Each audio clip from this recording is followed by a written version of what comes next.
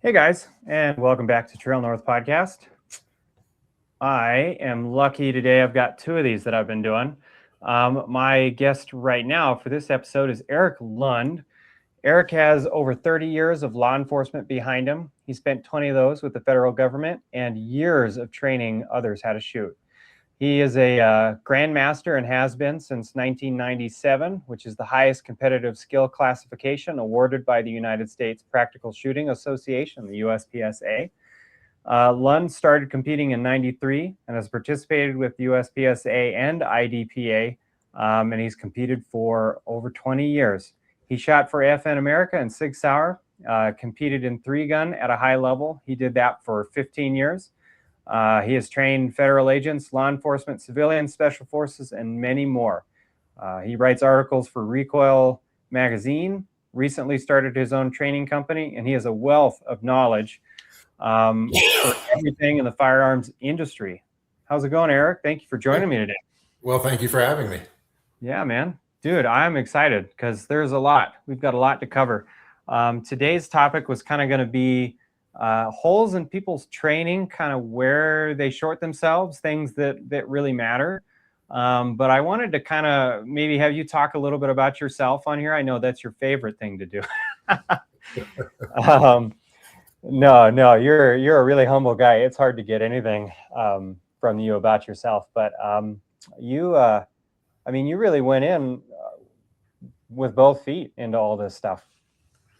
Yeah, it was, I've always been a competitive guy through athletics and sports, and, and it didn't matter what it was going to be. I'm a type A competitive guy, and, I like winning and I hate losing. And it wouldn't have mattered if it was, competitive basket weaving. I would have put in time for it, and it just happened that I developed a love early on for shooting, and just the challenges of shooting. It was fun, and then I came across a place where I could compete in the shooting, and that was just some jelly slapped on some peanut butter, and I had to have it. And I found the challenges, just very motivating, and I wanted to be at the top of the sport, and I worked hard to get there. And then I enjoyed some success and some time at the sport, and that all that training, in addition to just the fun of doing it and the challenge, it also, I recognized the value of competition shooting and how it was going to apply to my real world job, on the law enforcement side. And I saw it from an early stage of my career that the things that I was learning on the competitive side had application on the serious social side. And a good friend of mine, it's in the training community, well known, Mike Seeklander. He uses a phrase which is the combative applications of competitive processes, and it's the techniques that you use to run the guns in competition are the same techniques you run the gun in the serious social side. Yeah. Now, notice I said techniques, not tactics. Yeah. Right. So tactically, competition doesn't really provide a lot of stuff from the tactical side. There's a few things, but competitively, yeah. I mean, there's an old saying that speed kills. Yeah. And a standard in law enforcement on a qualification course is to draw and fire 2 rounds in 3 seconds at 7 yards. Well, a master class skill on the competitive side is, as you know, a bill drill. Yeah. Right. Yeah. And if I can draw and fire 6 rounds in 2 seconds, that is a better skill set to have than 2 rounds in 3 seconds. Oh, yeah. And so recognized early on that the skills that I was developing and learning in practical shooting had real application in the social world for me. And that also motivated me to continue with that endeavor. Oh yeah. And so I'm glad you mentioned that with the bill drill and everything and how that translates over. As we've talked about a little bit, a lot of, I'll generalize a little bit here. Not trying to step on anybody's toes, but a lot of the standard law enforcement qualification, the level I think is the level required from people is more like it's lower than I think a lot of people think it is, which is not a bad thing because they've got to get officers through, they've got to get them trained, they've got to meet at a standard and everything. But a lot of what we're going to get into today is like taking that to the next level, and like as if you're shining a light through a room, we're going to talk about the corners that people miss, right? The pieces of training that are really important, really practical, that are hard to like notice unless you've been in the industry for years, or you've had a lot of like real practical, like you've actually been a gunfighter in gunfights, right?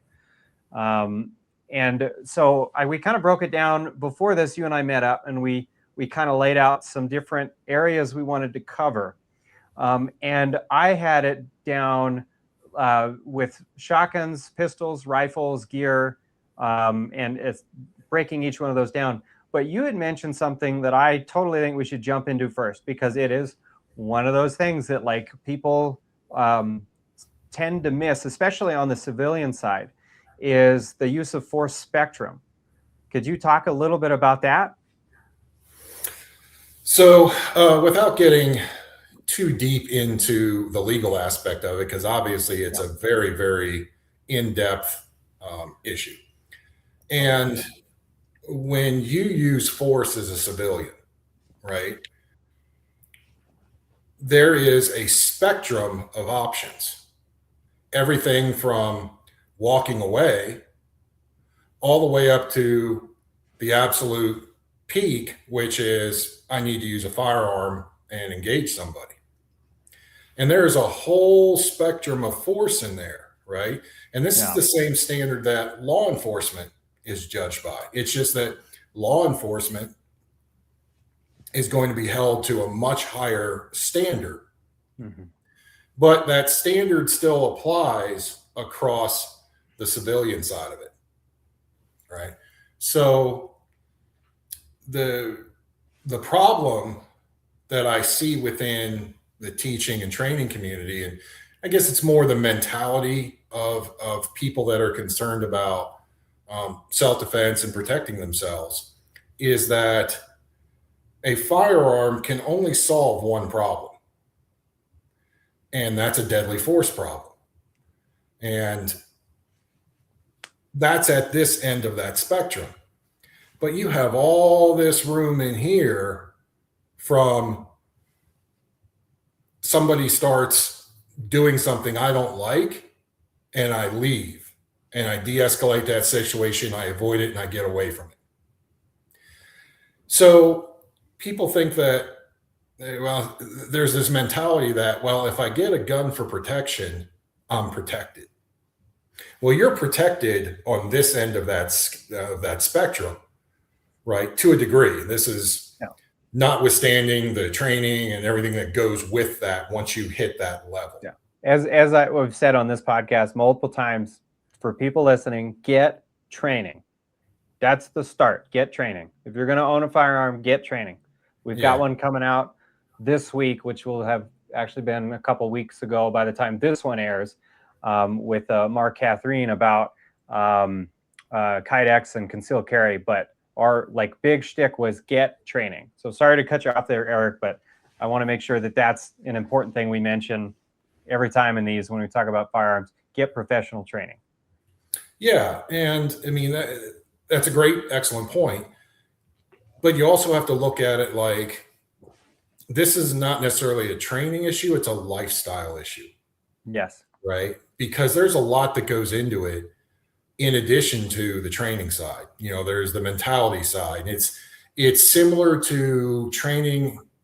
I guess you could call it a martial art. It's a martial art of the firearm. And just like you have people that train their whole lifetime in some type of martial art, right? That's the kind of mentality you have to have with firearms also.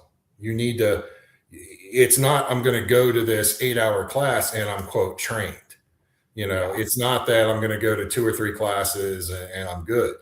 It's a lifestyle that you have to practice if you want to be effective at it. And the challenge with this is, once again, that firearm is the pinnacle. It's the last resort option. Yeah. But there are so many things that people have experienced, that I've experienced, that you experienced, that were in the use of force spectrum, but didn't require the use of a firearm, right? But then you have people that aren't prepared for that, right? So the first thing is just say awareness. Your spider sense, the hair on the back of your neck, that feeling that you walk into, your 24-hour gas station and something doesn't feel right. Right? Somebody's looking funny, the cashier's looking weird. It's that type of thing when, you know what, something doesn't feel right. I think I'm going to go back out to the car and either go somewhere else, or I'm going to go back out to the car and sit for a minute and just watch and see what's happening in that store. Because the sooner you recognize that something bad is about to happen, the more time you have to make a good decision about what you need to do about that. And then you go into understanding the anatomy of a fight, from all of the pre-assault indicators, the posturing. And then, we've talked about the anatomy of a fight, where it starts out the boxing and then you end up in some sort of standing clinch, and then somebody tries to throw somebody to the ground, then you're clinching. Next thing you know, you're on the ground rolling around. There's a whole anatomy of this, and you can watch videos of people in fights and you can see these processes happening. So you need to have your awareness skills. You need to have some type of empty hand skills. Then you need possibly some type of a striking implement skills.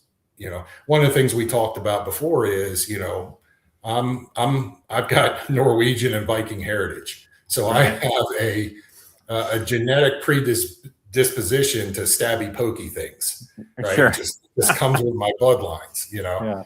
And so obviously I have a knife with me 24/7. And we talked about it. And while I have some knife fighting skills, I don't necessarily carry the knife because I want to get into a knife fight. Yeah. Right. But one of the things, like we talked about, and I have my little tool right here. Right?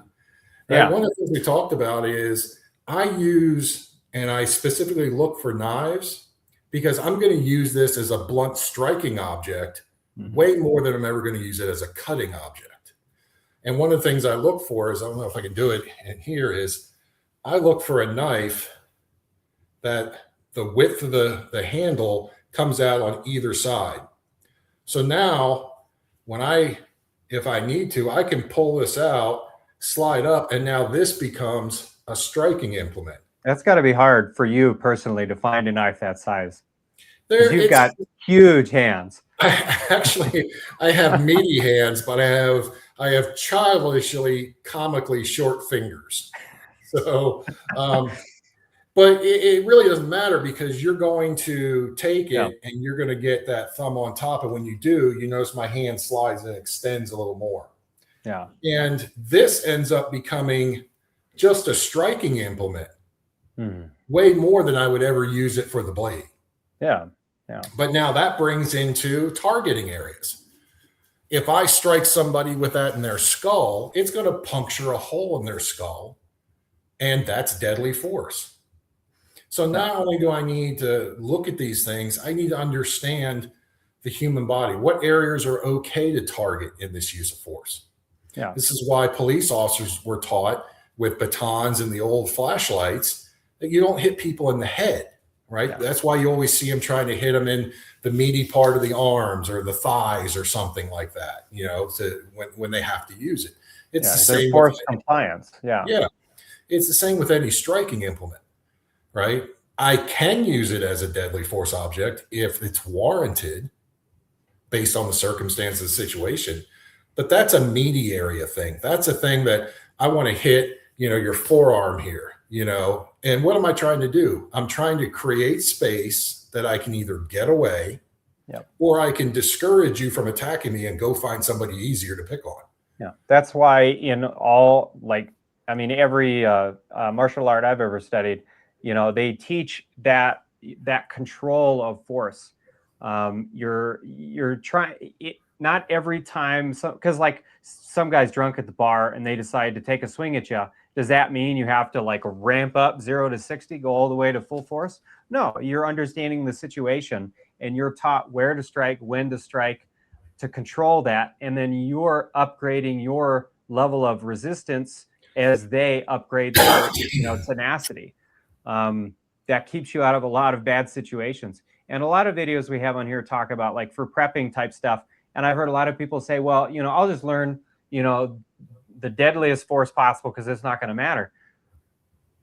But it does matter, it matters a lot. Why don't you speak to that a little bit? Well, it does, because the trap that you fall into in any legal class when you're in talking about use of force spectrum is the very first thing is the instructor is going to walk in one day, and most likely he's a lawyer, and he's going to ask, how many people in here are reasonable men or reasonable persons? Yeah. And everyone's going to raise their arm, right? And then he's going to pick somebody, and that's going to be the reasonable person that they always come back to at the end of the class or whenever situations occur, because you're going to be judged under the reasonable man standard. Yeah. And without giving legal advice and just talking about what it is, it's given all the facts and circumstances that a person knew at that time in that moment. Is the level of force they used reasonable to protect themselves from whatever the danger is? So for example, and these will be egregious examples just to make the point, is if a guy jumps out of his car and comes walking back to me with his hands in the air yelling like, I'm going to kill you, motherfucker, and you roll down the window and shoot him, was that reasonable? Was that a reasonable amount of force? And a reasonable person will be like, no, the guy was, it was a road rage. He got out the car. He's coming at you. He's animated, but did he have any weapons? No, he had his hands open. He was taunting you. He was doing that. So that level of force wasn't reasonable for that action. Yeah. But, now this guy comes out and the circumstances change, and he comes walking or he comes running out the car, and, he comes running at you with a knife. Now that circumstance may change where drawing your pistol and engaging him, that might be reasonable, given the fact that, I wasn't able to get back in the car. I wasn't able to leave the area. He was running up on me. I had fractions of a second to make a decision. He had a knife, which was certainly able to cause serious bodily injury or cause me death. I didn't have very many options, so once again, this is not legal advice, but it's just to illustrate a purpose of what a reasonable man may consider. And so because of that, there can be wide variations on what people consider as reasonable. And if you're going to get into a lifestyle where you want to be able to protect yourself and your family and your loved ones with some level of force, not only do you have to be able to work within that entire spectrum, you have to have the skill sets from awareness, avoidance, de-escalation, deterrence, to the soft hand skills, to the impact skills, to the weapon skills.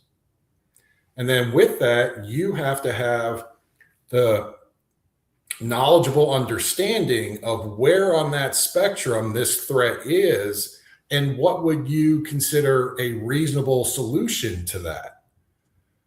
So the idea that I'm just going to go and get a pistol and I'm protected is woefully inadequate. And that's why I say the training's important, but it's about a lifestyle, not necessarily taking a class or doing this. And unless you're ready to immerse yourself in the lifestyle, there are hundreds, if not thousands of cases of good people believing that they understand this system, making a decision, and then they end up going to prison because they used excessive force for the given situation because they didn't understand the entire spectrum and how to apply it appropriately. But that doesn't sound very cool, Erik. No. I did a training course years ago where we had kind of a similar situation set up. It was just total situational awareness. There was no combatant training or anything like that. We had a little bit, but it was more just to be there to include for realism. But it was about reading situation. And we had one where this guy came out swinging a knife and ran at us and just acting total crazy. And you were tasked with responding to that in whatever way you felt. We had blue guns and everything, and we were, doing this training. Well, the guy had bees in his house when he was chopping up dinner or something. That was the real scenario. But a lot of guys that had never done any of this kind of stuff, they weren't looking at context clues. They tunnel visioned in, and the guy's running at him with the gun, and they thought, oh, I'm taking a defense class, I'll just shoot the guy. And, that's, they failed that scenario. But there's always things going on, context clues, everything. And it's all about working. You're as a civilian, I'll say, your goal is to get away, not necessarily stop the threat. I mean, sometimes it's stop the threat because you need to. But I mean, if I can run away and not have to deal with the police because I've used my firearm, why would I not do that? Just get out of there. Right. I mean, that's absolutely the smarter play. Getting out of the situation is the best possible outcome without having to resort to anything. And this just comes from a lifetime of being on the law enforcement side. Is I always look into buildings through their glass as I'm walking up the door to see what's going on in the store before I ever get to the door. Yeah. And that's just part of that awareness that you develop. It's that, we always hear about, guys always want to sit with their back to the wall. And I do. But along with that, every place I walk into, the first thing I look for is where's the exits, right? Where's the way that if something comes in the front door, I can get out the back door. Right. And along with that, I'll give you an example that is just glaringly brilliant. Okay. So now this goes back, and this was early on, and this was actually, I think, right before I got hired and I started my law enforcement career. So I was about 23, 24. So it was 1993. And there was an old match back then called the National Tactical Invitational. And it was the earliest attempts at force-on-force type training in a competition style environment. So one of the scenarios that they presented, and I'm going to give you the scenario, and then I'll explain the brilliantly elegant solution. And the scenario was that you were in a bad part of town and that you decided to take a shortcut through an alley to get to where your car was parked. And so just like your example, we're all self-defense minded, and guy after guy, they're walking down the alley, and it was in like an aircraft hangar. So it was a legit alley. There was actually a burn barrel that was actually on fire. There was junk and paper. They really set it up nice, and so guys are like walking through the alley and they're scanning, they're looking around, and sure enough, there's a guy playing a bum right next to it sitting there. Well, of course, as you get closer, the guy gets up and he starts to come at you. And there was probably, 250 competitors here. And at least a third of the competitors, as soon as the guy stood up and started coming at him, like broke concealment and came out. Yeah. Because it's a tactical competition, we shoot people, right? Same thing. And the guy gets up and he's like, hey man, I need some money. He's just trying to bum some money from you. Yeah. Right. And then there's the other group of people that were just like, hey man, no, I ain't got nothing. I'm just trying to, they're trying to walk by him, and he's not necessarily putting his hands on him, but he's like trying to engage him.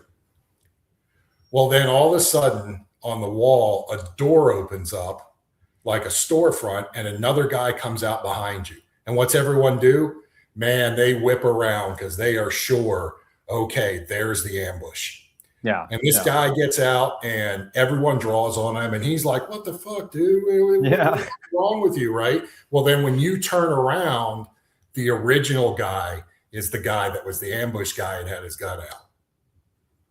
So that was the distraction from the guy right in front of you, right? And, you lost. Yeah. So the guy that won, right? Okay. Brilliant. The RO explains to him, hey, this is the alley. This is this. It's a bad part of town. You have to get to your car on the other side. Do what you think, handle the situation. Okay. And the guy's like, okay, so I just have to get through it. And the guy's like, yeah. And he's like, okay, I'm ready. And so he hits the timer. Beep. This guy took off like 100-meter track star, like just shoo, full speed, like 4.5 40-yard dash. Whoa, just sprinted through it. Just blitzed through it. Just blitzed through it. And before the guy could even get up off the ground, he was through and out the other side of the alley. Huh. Yeah. And we were all just like, that was the most elegant, brilliant solution I've seen. He had to go through a danger area. Yeah. So rather than slow down, he went through a maximum. Spend as little time there as possible. Before anyone could even react to what he was doing. And I was like, that's brilliant. That was absolutely brilliant. He won that stage. Yeah. That's great.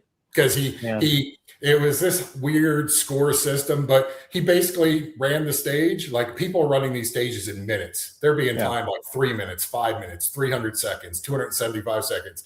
This guy was like 4 seconds and he won.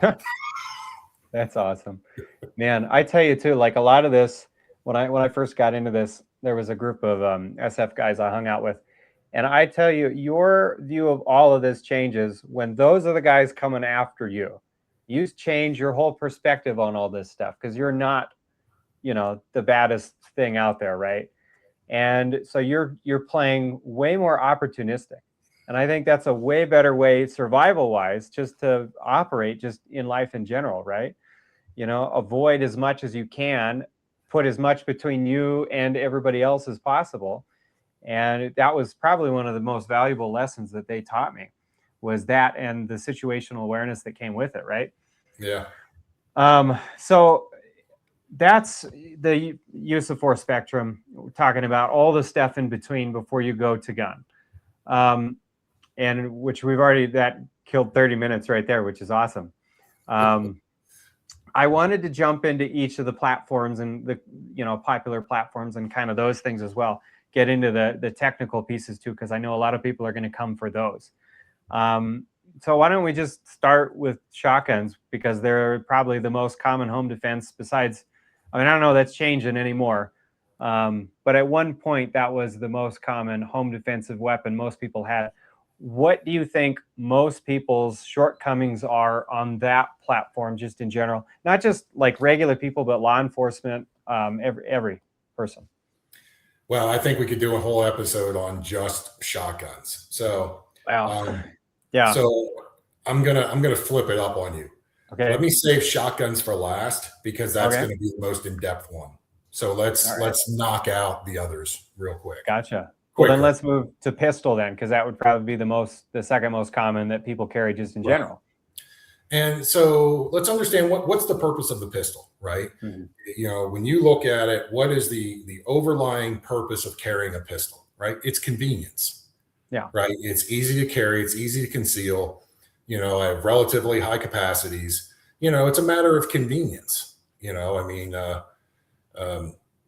That's its primary attractive value, right? They're not overly powerful given the entire spectrum of firearms. They're not overly accurate. They don't have great range. I mean, they're a convenience defense weapon. So with that, that's also what a lot of people see, in the home is a pistol, right? I tend to think that that's a bit more of, you have better options, right? The pistol allows me to take it outside and take it with me, right? But if this is in my home, in my residence, and I don't plan on taking it with me, why would I not want a more powerful platform? Yeah. Right. That's easier to perform with. Pistols are very technique intensive. You have to put in a lot of time on a regular basis to maintain a high level of proficiency with a pistol because of the very nature of what it is. It's one or two hands, very short sight radius. The gun moves around a lot, relatively speaking. It can be hard to hit targets more than 10 or 15 yards away for an average person,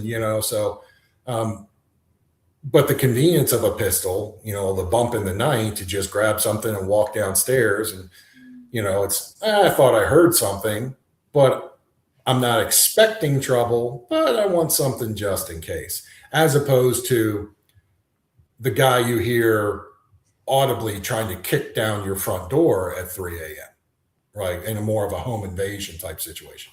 Yeah. So pistols for home defense, they're common. It's going to be there. I would tend to shy towards full size pistols at that point because unless that's the only one I choose to have, and that's the one that I have to that I would like to use for concealed carry or taking with me.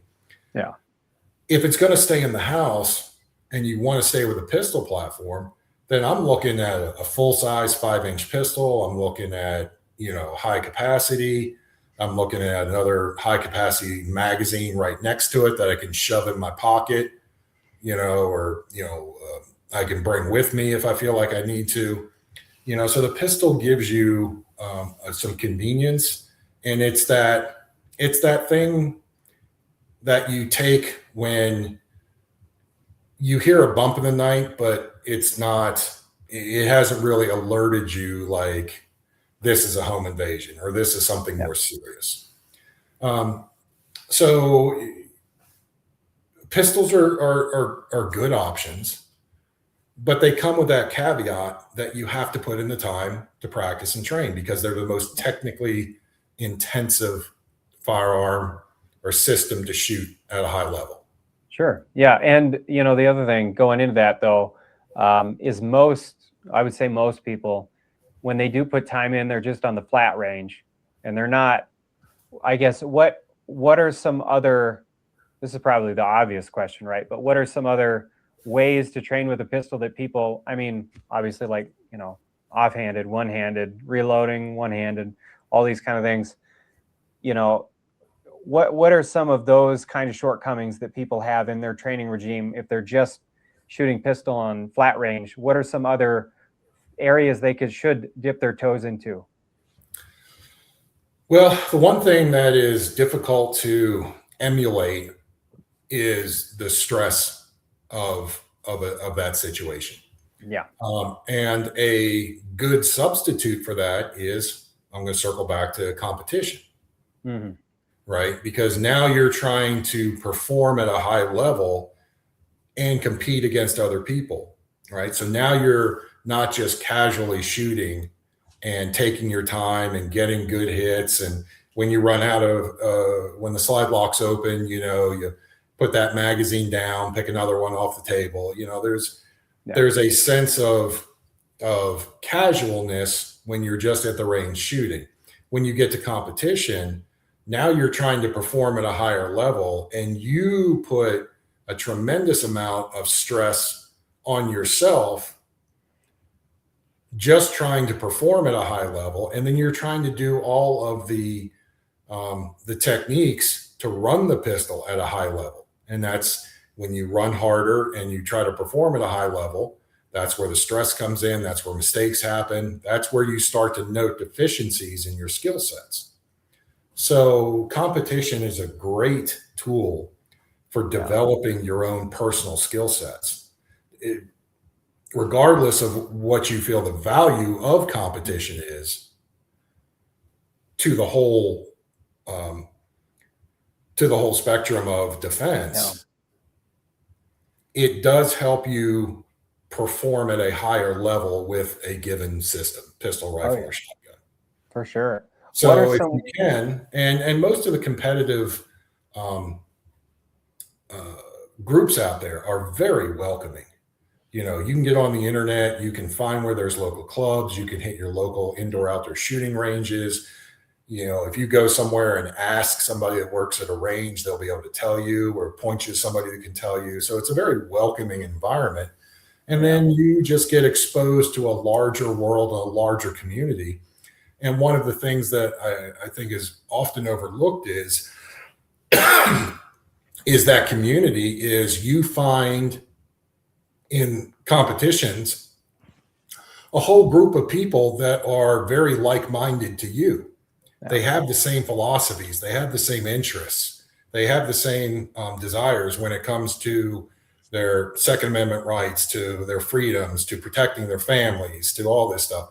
And so it's a great way to just meet like-minded people that tend to view the world and view things of importance in the world as you do. Yeah. So going back to what you said about competition as an aid to adding that stress into training, what are some other ways if somebody wants, not just with competition, but maybe even outside of that, to inject some stress into their training? I mean, shot timers, running 100 yards and shooting after that. Yeah. So, I mean, we can talk about, timers. They have their own problems and their own things you have to be careful of as far as using timers to gauge your performance. Mm-hmm. There's other things such as that, like it's physical activity, go and do, shoot 5 rounds, go and do, 15, 20 burpees,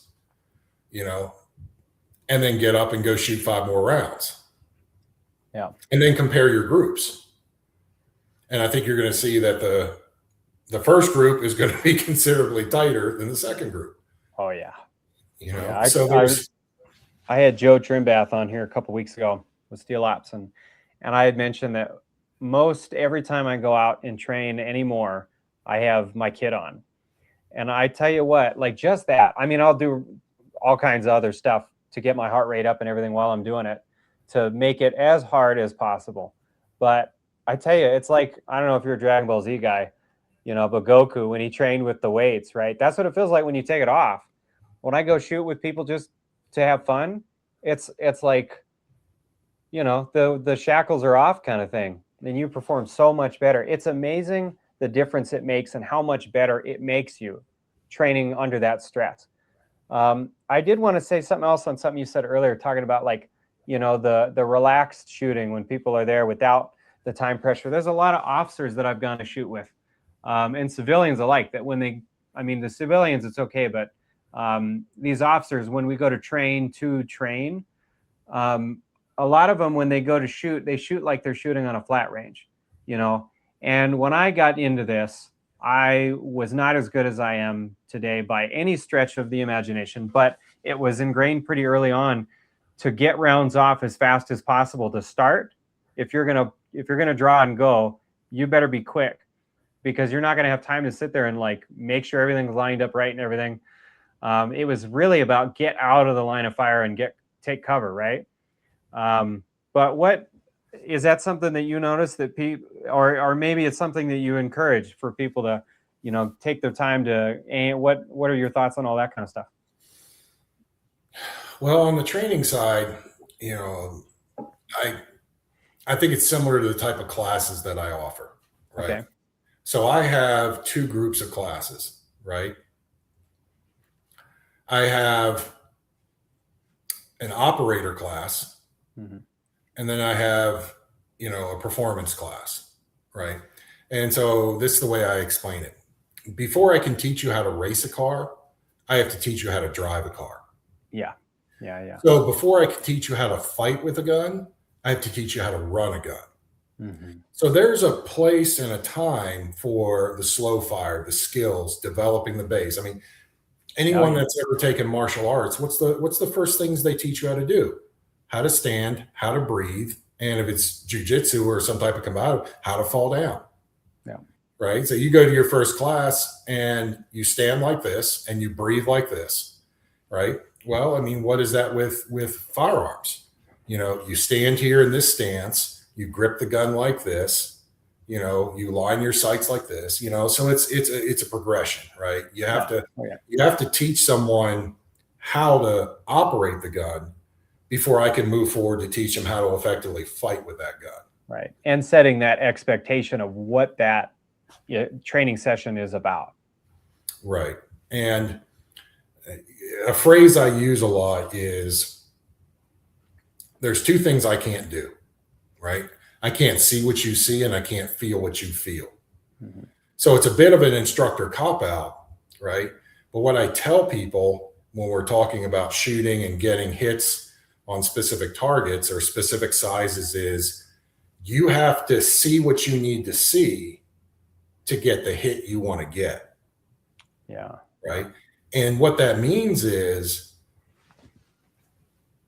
how firm does that front and rear sight picture have to be to get the hit I want to get at this distance, right?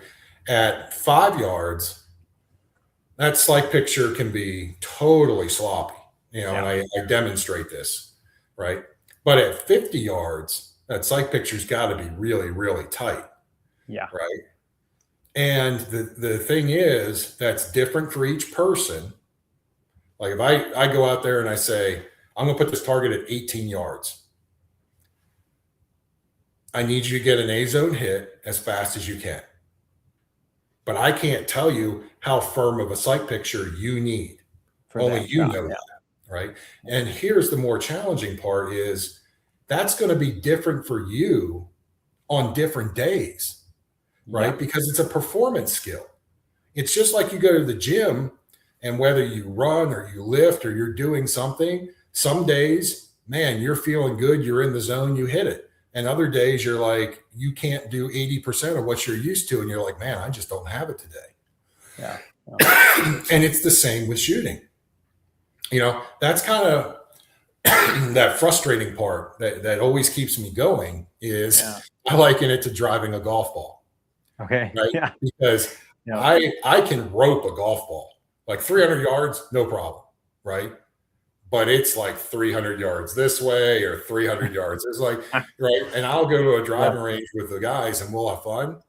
And I'll just be like frustrated as crap, right?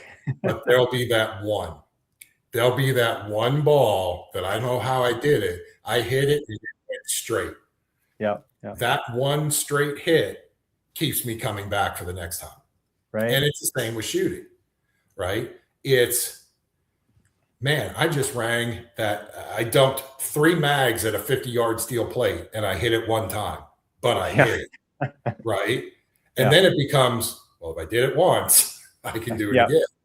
And then it Yeah. becomes, okay, well, if I did it, I want to be able to do it 5 times in a mag. I want to be able to hit it 10 times out of a magazine, and it's just that incremental performance that in a way just keeps you coming back, Yeah. you know?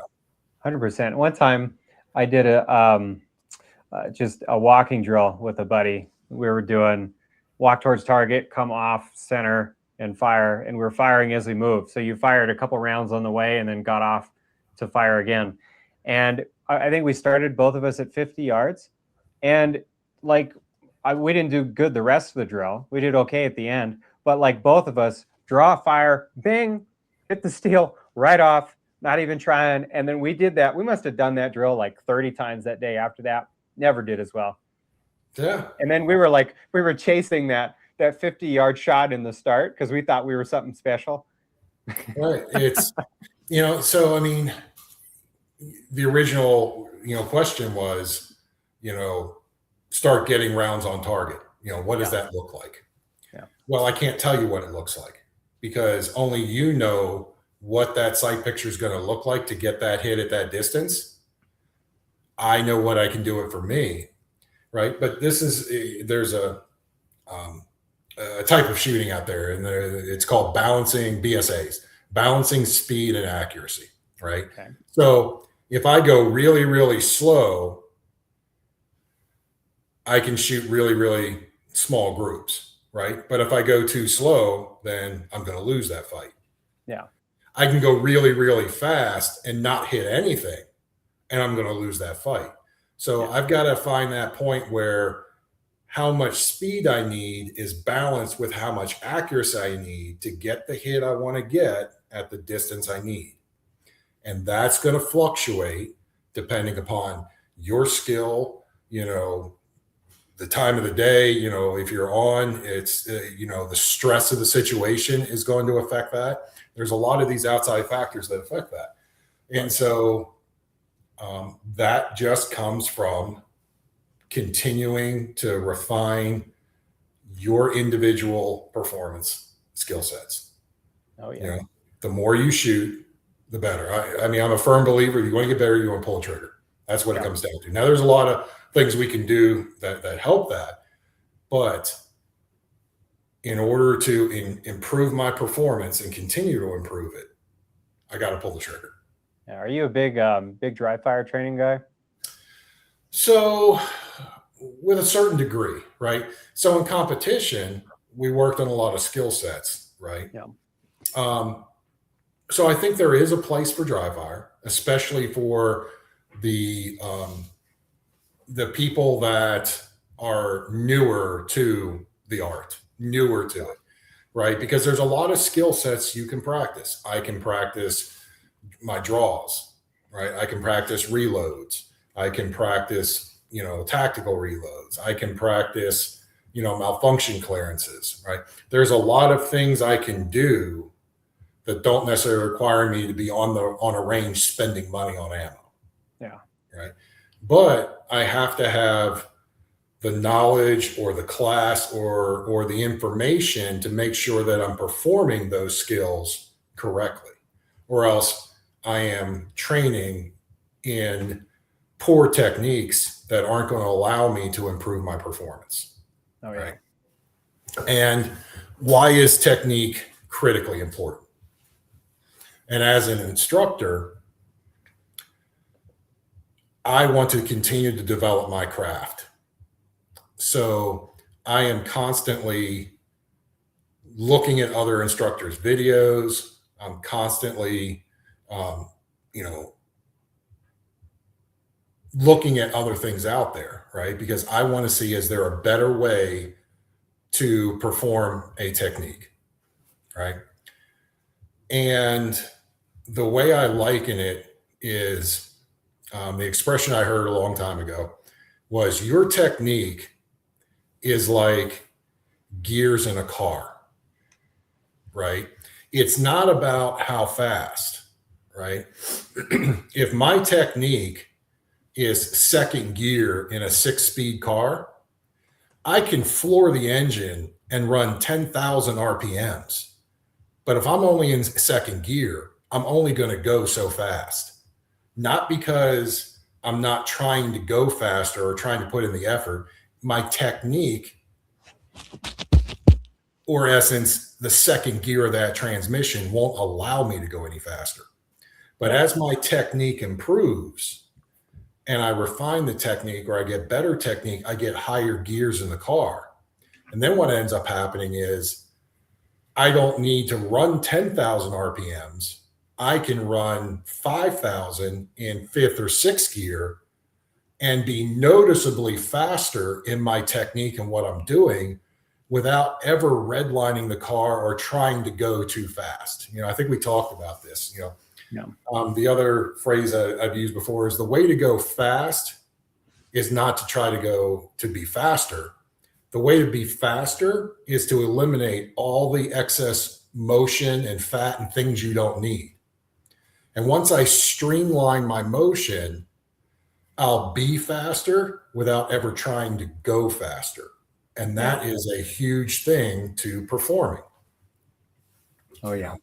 Sorry about that. I cut out a little bit. Like I said, when we got on the gremlins, man. No worries. Dude, I've got a chart here. You've probably seen pistol correction chart. I just wanted to pull up. I wanted to pull this up for people because we've got questions at the end. We're halfway, almost to the top of the hour, so about halfway. So we've got a lot of time. But I did want to pull this up while we're kind of talking about pistol, just because it's helped me a lot. So if listeners aren't familiar with it, it's the pistol correction chart. It kind of shows, like, imagine a target, and wherever your rounds are landing on that target, that's kind of what you need to correct. Like I said, we got some questions that we're not going to ask later just because it was a lot about how to shoot pistol better. So I wanted to reference this chart because it helped me a lot, like because most people shoot, low left, right? If they're right-handed.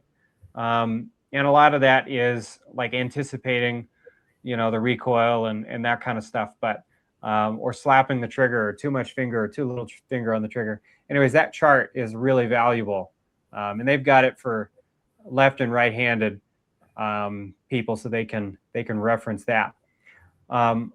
What are some, let's say, top pieces of advice that you give people who are getting into pistol and want to get better and are having, let's say, they feel like they're plateauing? Maybe they're not hitting dead every time. I don't want to give a specific like low left or something, but that's the most common where people will hit when they're getting started. What are some top pieces of advice, things you see people doing wrong that they should improve in pistol?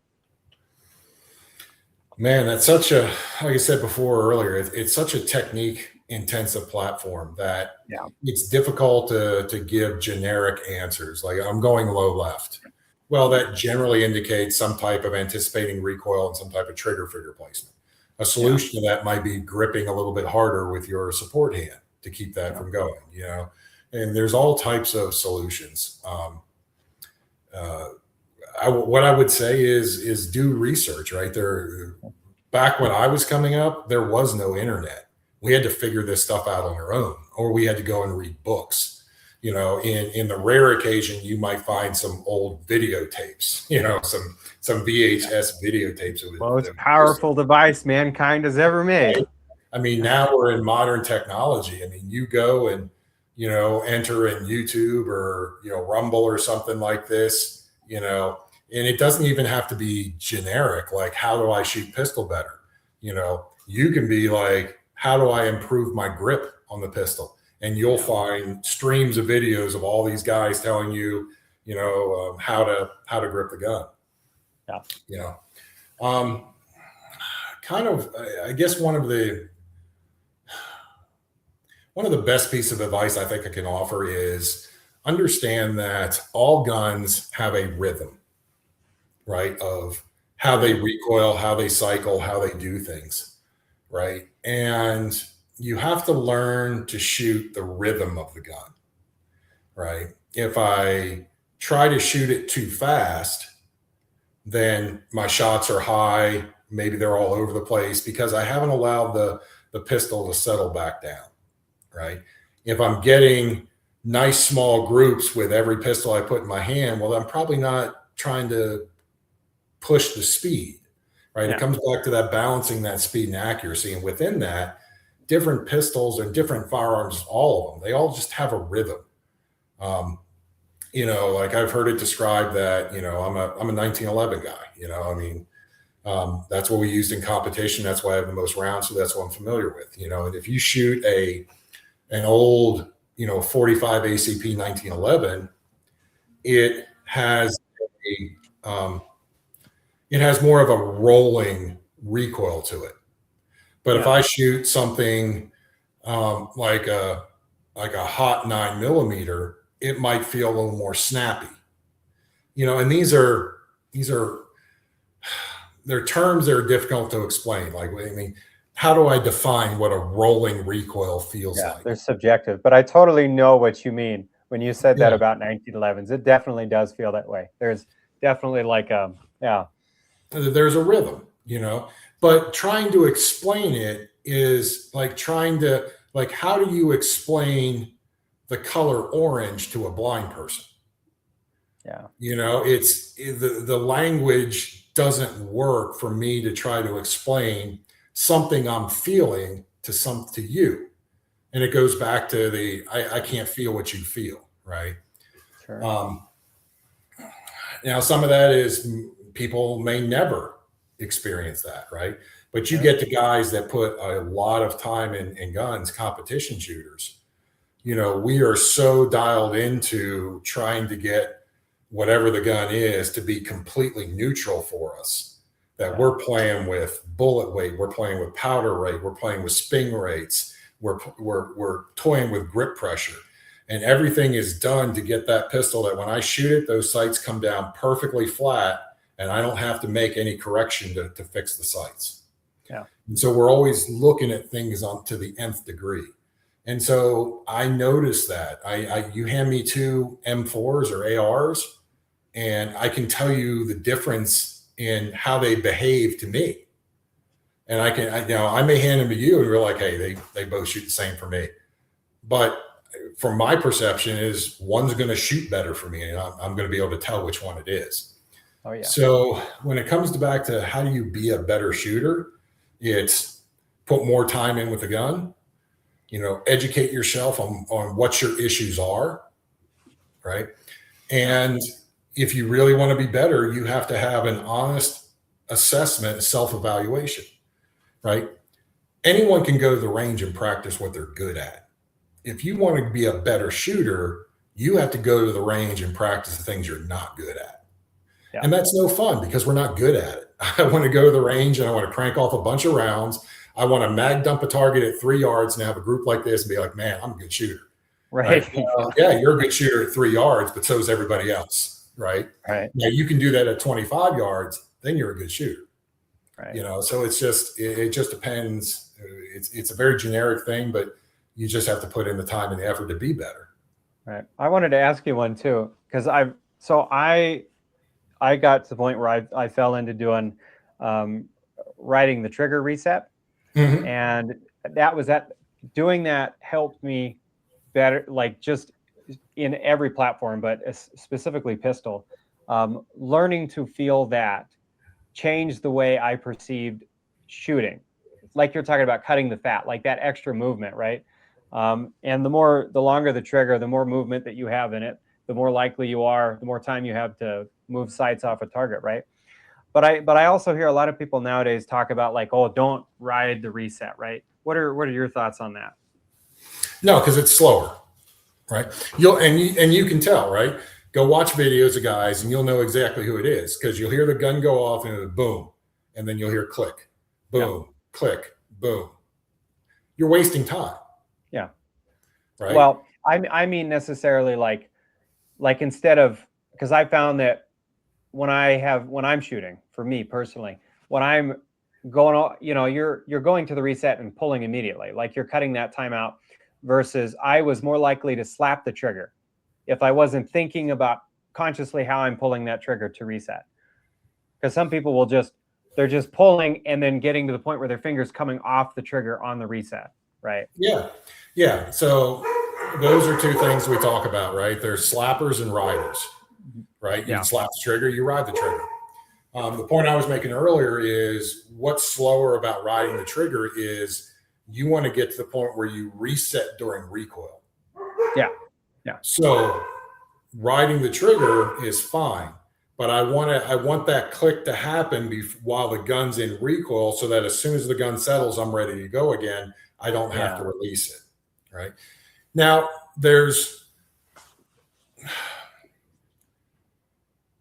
I think a performing at a high level, you have to be able to do both, right? Sure. Because slappers are more about speed. Riders are more about accuracy and precision, right? So there's a point when if I'm inside 5 yards, I'm slapping the crap out of it, right? I'm moving the finger as fast as I can physically move it because I know that I can control the pistol at maximum speed and I'm shooting the rhythm of the gun that close. So I'm going to be slapping the crap out of that trigger. Yeah, sure. But as soon as I need to make a more precise shot, then my trigger control becomes more precise. And if I have to make 2 or 3 shots on a more precise trigger, then I move from being a slapper to more of a rider and riding that reset under recoil to get that more controlled break because I need to not disturb the sight picture. Slapping is fine. If you can slap the trigger and not move your sight picture at 25 yards, then is there any detriment to being a slapper? Yeah. No, because I'm not disturbing the sight picture. But now if every time I slap the trigger, the sight picture is going like this, well, 25 yards, I'm not going to hit anything. At 3 yards, I'm still going to hit. So at the 3 yard, the faster speed of slapping is fine. Sure. At 25 yard, the slightly slower speed, but the higher precision of riding is fine. Interesting. So yeah, I've found. Go ahead. It all comes back to the BSA, the balancing speed and accuracy. True. You know, that's the other part of that equation, right? Is with that speed and accuracy, depending what I need, that is directly related to how I manipulate the trigger within that speed and accuracy system. Sure. Yeah, I always, whenever I slap, it's not hitting anything. The ground in front of me, maybe a foot away. I found that rolling and riding on that trigger, I can be really fast doing that. But I will say that training, because there's a lot of like, we talked the other day about like old Smith & Wessons, and that, you know, there's super rare to find any modern versions of this, but the double single action semi-automatics, right, where they have that or like a lot of revolvers, that double action revolvers that have that just super long trigger pull, right? There's only so much you can do about that. But I found that that kind of cross-trains you a little bit. I've got a little Smith & Wesson 908 that was my first pistol ever, and that thing has the longest, heaviest trigger, I think, of any semi-automatic I've ever shot, pistol-wise. And that made me good shooting that. So let's jump into rifles, unless you got something else to add. I was going to say, because it forces you to be able to manipulate a long, heavy trigger and not disturb your sight picture. Yeah. You know, so there's something to be said for that, you know. So rifles. So now let's move on to the rifles. I think the rifles are better options for home defense or for around the house, given the type of structure that you live in. Sure. Right? For me, I live on a mountain. I don't have to worry. A round gets through the walls of my house. I don't have to worry about it.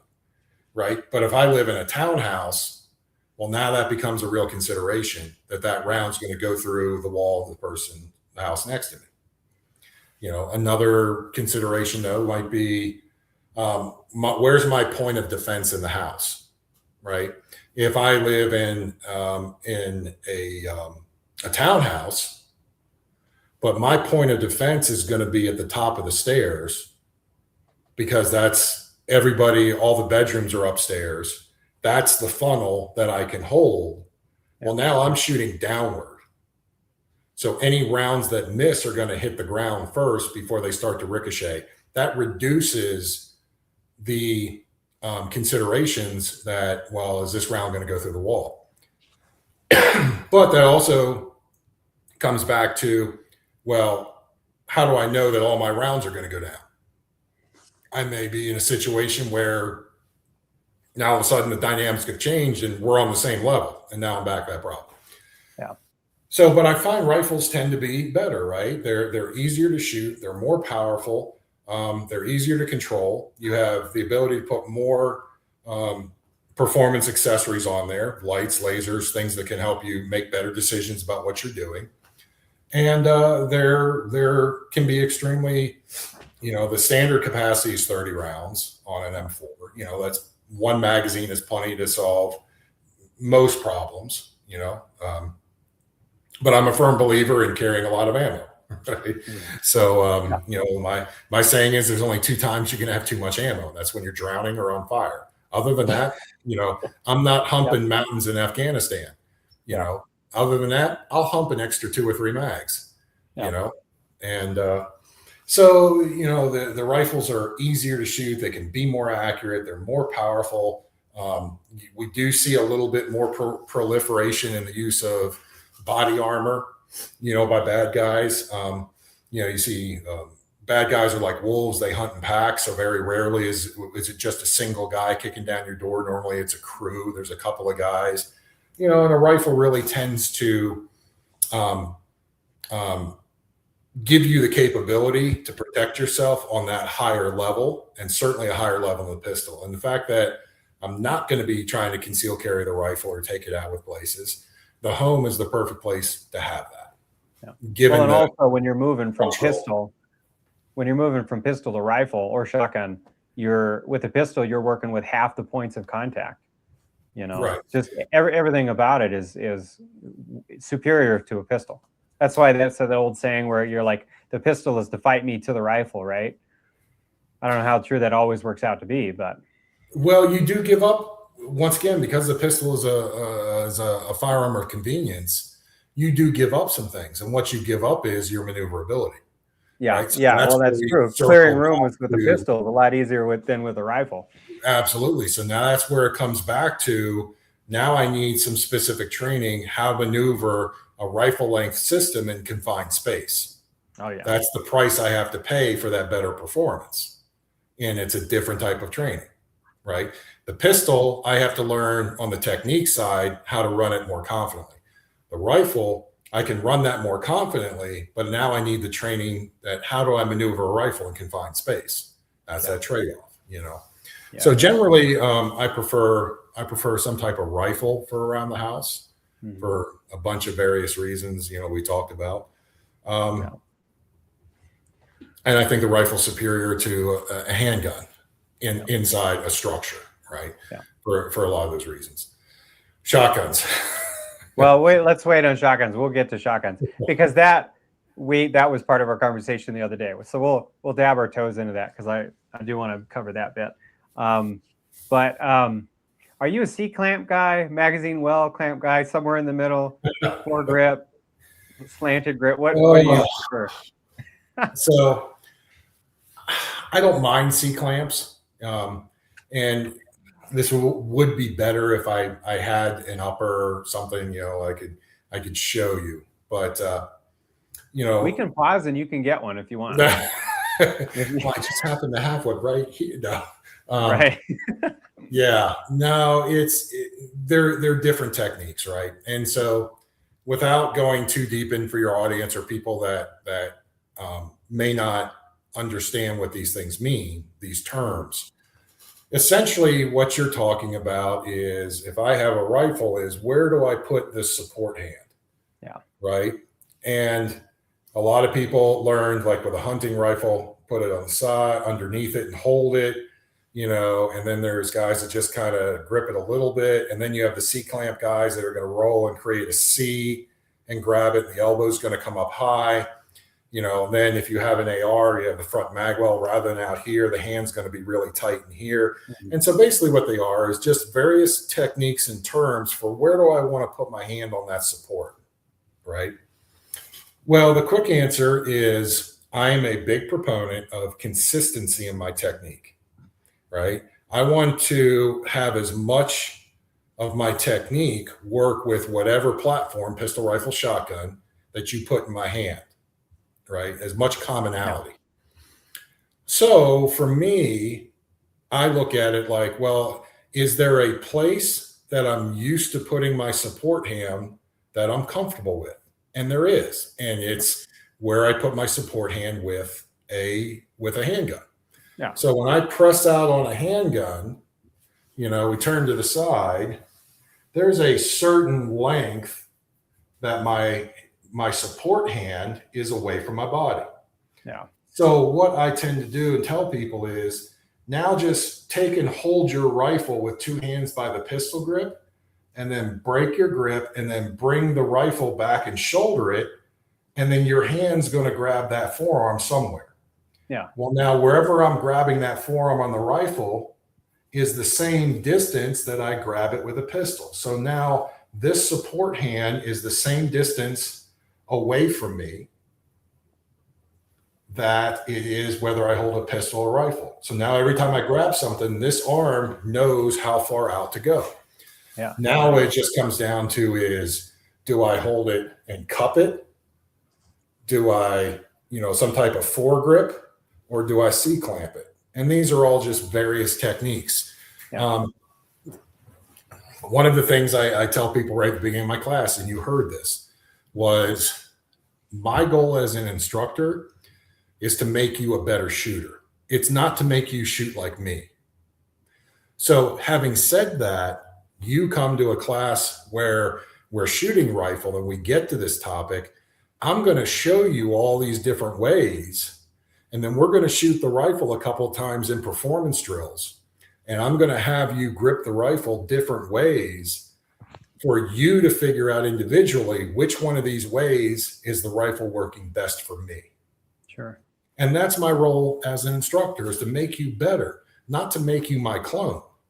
Yeah. And there's a lot of instructors that they don't understand that, right? They think their way is the best way and the only way. And they want you to do it their way. I'm going to show you multiple ways of doing things and find out which way you perform better. And then that's the way I want you to use, because it's about your performance. It's not about your style and looking and doing what I do. Yeah, I really respected that about your class. Specifically when you were talking about, we were talking, I think, a little bit after, you were talking about my retention strap or lack thereof. But like you were looking into, you had called the chief and asked, well, what kind of, are you guys running optics on your pistols or whatever? And so you came with kind of equivalent to what they were working with. And I think not every instructor is that way. A lot of guys, it is an ego trip, and they're like, this is the way you need to be doing it. If you're doing it any other way, you're doing it wrong. And that's just kind of missing the point, I think. Yeah, well, I mean, this goes into a little bit on the instructor side, for guys or people in your audience who may be instructors, once again, it comes to your role, right? I don't want to show up to a police department class that runs Glocks with a $2,500 1911, because then it's too easy for the students to look at you and say, oh, well, I could do that if I had that expensive gun. Yeah. And then you lose your credibility, and then you lose your audience, and it gives them an excuse for mediocrity. And as an instructor, that's not acceptable. I'm trying to improve their performance, and I want them to hold themselves to a higher standard. So if I can perform these drills with the same or a very similar type of system that they're running, that's no longer an excuse. Now it's, hey, I'm running the same thing you are. You can do this. You don't need a fancy gun. And that also kind of leads into, this really outside the scope of what we're talking about is, instructor development is doing demos, instructor demos. The purpose of an instructor demo is to put the entire technique together in one seamless demonstration of what you're trying to show the student. The problem is instructors tend to think that it looks more impressive if I do it at warp speed. And that's what they say. They're trying to make it look impressive. Well, it looks impressive, but they didn't see what they needed to see. Yeah. Right. And now it becomes, are you doing it at warp speed because you lack confidence as an instructor and you want to burn it down so that they see how good you are? Yeah. then that's the wrong motivation, right? As an instructor and a competitive shooter, I can do demonstrations at 70% of my max speed that still look impressive, but are slow enough that the students can see what I'm doing and put all the individual steps of the technique into one unified motion, and they can see it. And then you do it a couple of times, right? Yeah. And there's a lot of instructors out there, instructor zero, that love burning drills down, right? Yeah. Because it makes them look impressive, right? To me, that's not impressive. What's impressive to me is to take the student that couldn't do that drill, and by the end of that training day, he can do it, and he can do it at a relatively good high level for a one-day training session. Yeah. That's what your instructor should be. Oh yeah. Yeah. So I asked that about the C-clamp thing. I think I do something kind of in between. I definitely deep C-clamp, I got to say, but more for like the proprioception. You know what that is? You ever heard of that? Yeah. So for like people who don't know, right? Like when you're naturally aware of where your arms and your feet are, even if you close your eyes, you know what's going on. And when you're doing close quarters stuff, I found that, again, for me personally, not saying this is how everybody should do it. But when I first started, I gripped the mag well because I didn't know what I was doing. And you'd come and thwap, hit the door frame or the window frame or whatever. But if your hand's out there at the end of the muzzle, you're naturally going to, like, I'm not going to turn and hit the door frame with my hand because I know my hand's there. You naturally kind of bring it in and move around things. So more for like that. And also kind of like what you're saying, it's about the same distance when I, pull my pistol at a full draw. Yeah. And that's why I have techniques that I prefer that work, because I prefer them because they work for me. Yeah. Right. So in that same, discussion where you're talking about the C-clamp works for you, well, you've gone through some of the different stuff from the magwell to different ways of holding the rifle, and you found out for various reasons that this is the type of grip that improves your performance. And I'm good with that. That's what an instructor should be. I'm guiding you to be better at performing with this system. Yeah. And I like there was something you said in your training that you said, try it this, like, to all of us, you said, try it this way and compare and see which works best for you. Yeah. And that's what I do with all the techniques, because it all comes back to, I want to improve your performance, not make you shoot like me. Yeah. 100%. So backstepping a little bit, moving into shotguns, we're talking about home defense, because this is part of our discussion the other day about like what we choose. And I choose a shotgun usually for home defense, specifically because of where I live and what situation I might be, encountering. Because I asked you an interesting question about like, shot size and everything that you prefer and all that, because I'm really worried about over penetration, right? But like kind of stepping off of that, let's go into shotguns and then kind of the things that people should be thinking about with shotgun training. Well, I save shotgun last because it's probably the most controversial. Because I will concede that, sorry if you hear all the dogs barking, UPS guy probably showed up. That's all right. Nothing inside 15 yards, and we can even argue about that. No. Nothing compares to the brutality of a shotgun. No. It is an absolutely brutalizing weapon up close, close quarters. Yeah. Right. But there's a lot of price to pay for that. Yeah. Right. Yeah. The shotgun is recoils can be considerable. It's not necessarily an intuitive platform to run. Yeah. Right. And then within there, you have just some basic accessories and understanding. You have to understand all of the shotgun ammo, right? Which can be very daunting, to the new shooter. Shotgun ammo is even to an experienced shooter, shotgun ammo is confusing, from all of the buckshot sizes to the bird shot sizes to slugs, and then within there, you have now most of your modern, even combat or fighting shotguns come with adjustable choke tubes. Yeah.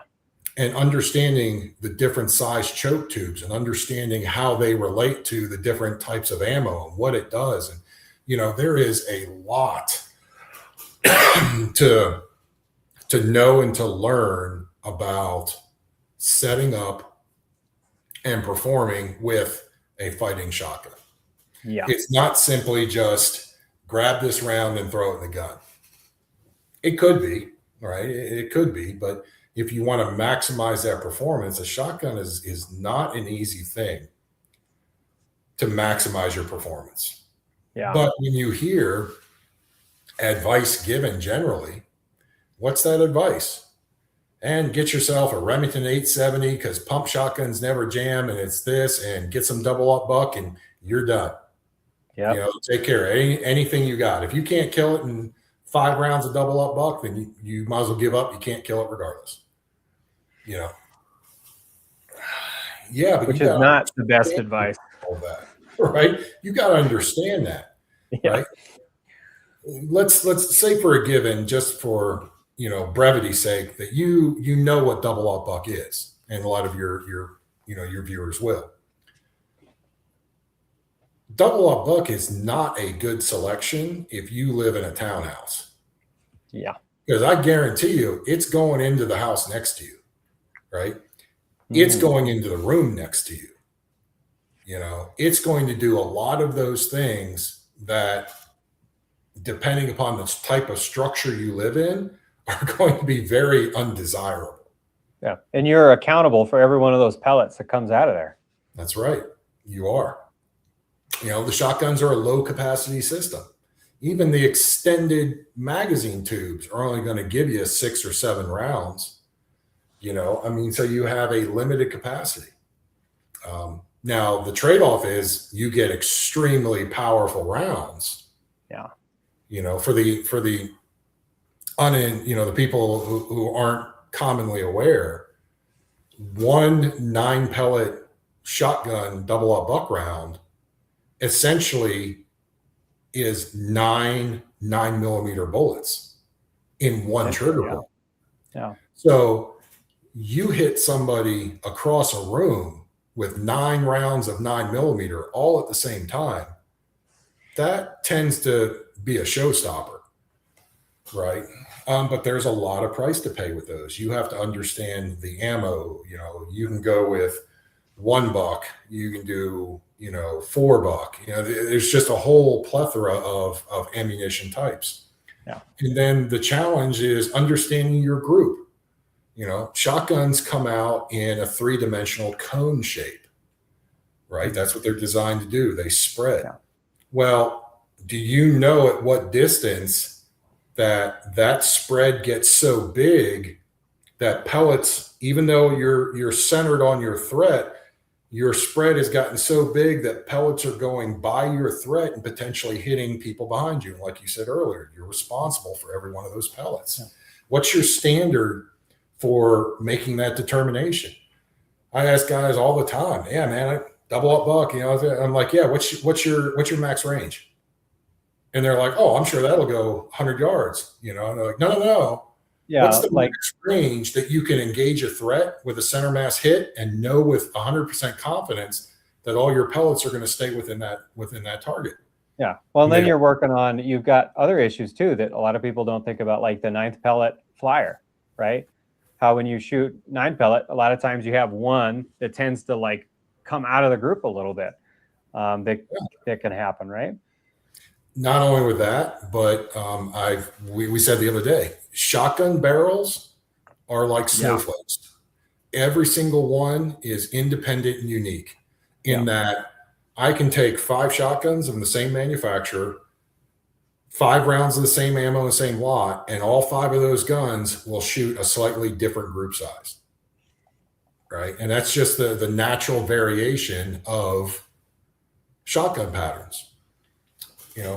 So you have to understand the shotgun.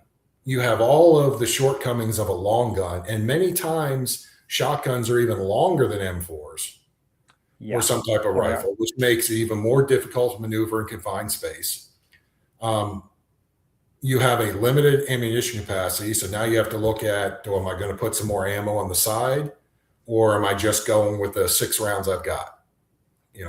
Then you look at, well, how is the platform for trying to put a light on?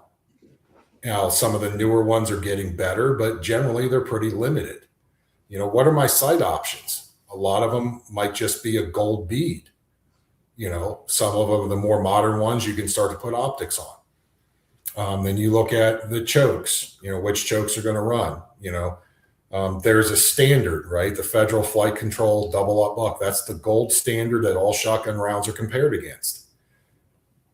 But if your shotgun doesn't shoot that well or doesn't group with it well, what's your next option?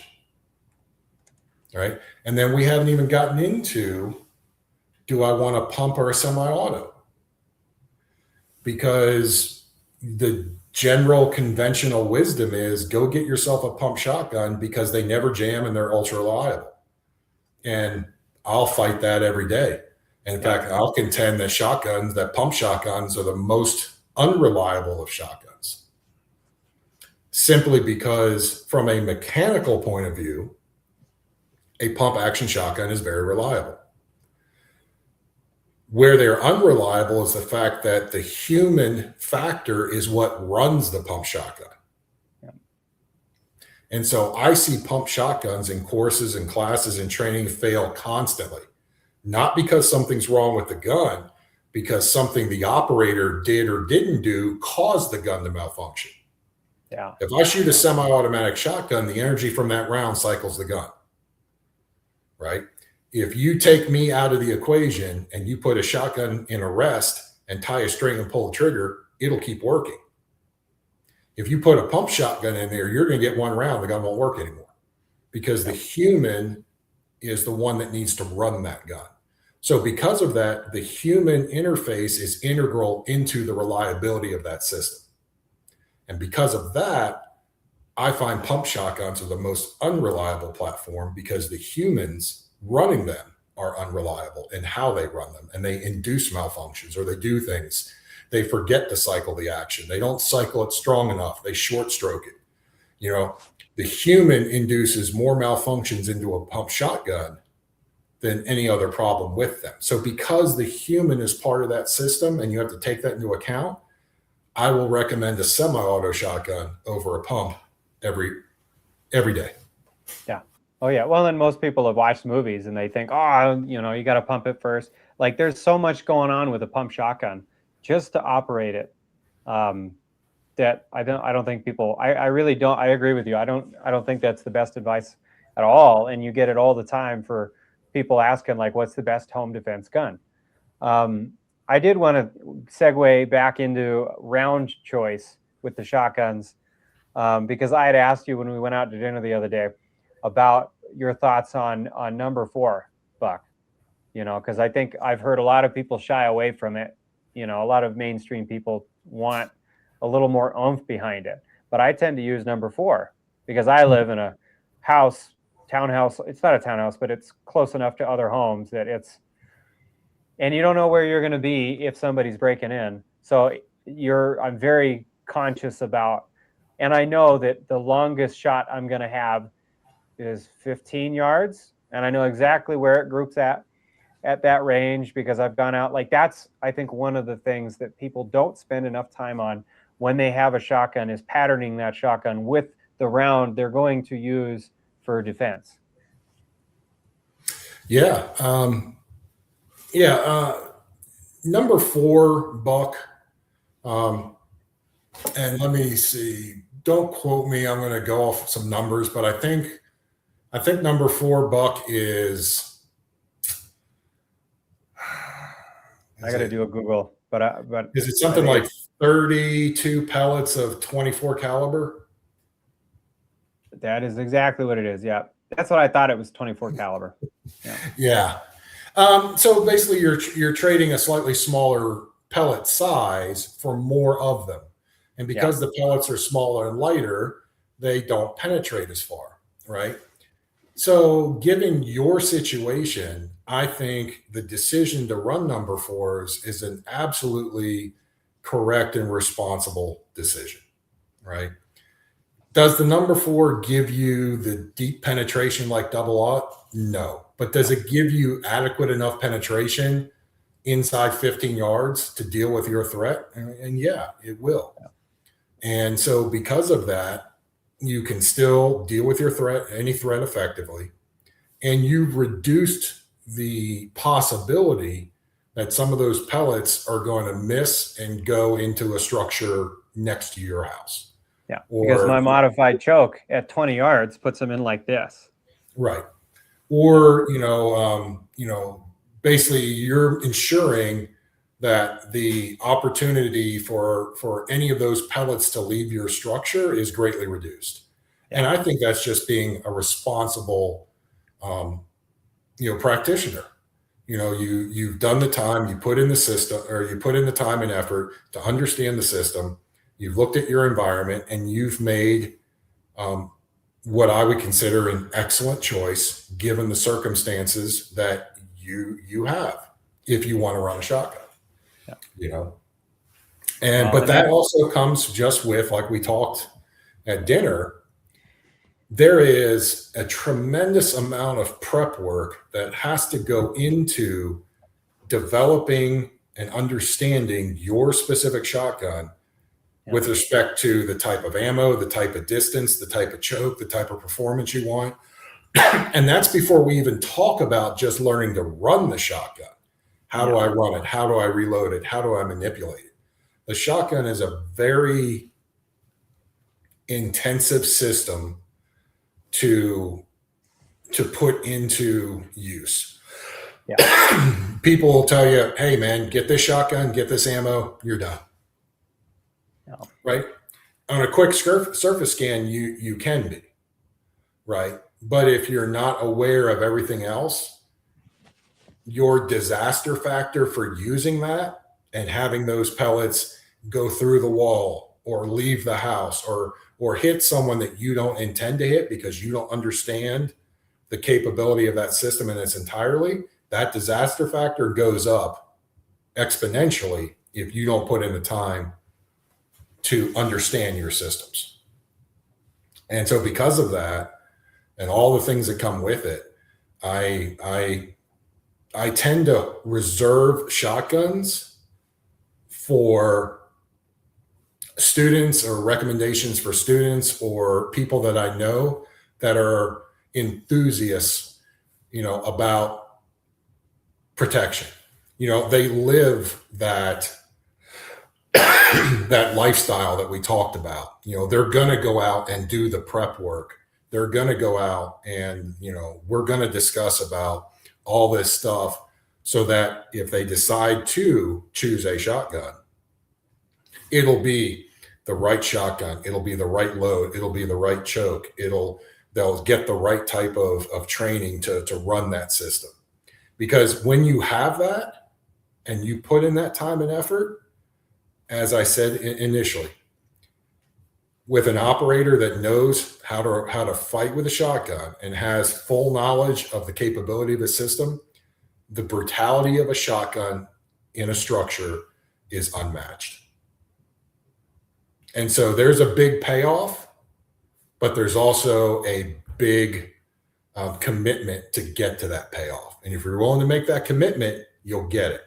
But if you don't, I believe that your disaster factor increases exponentially.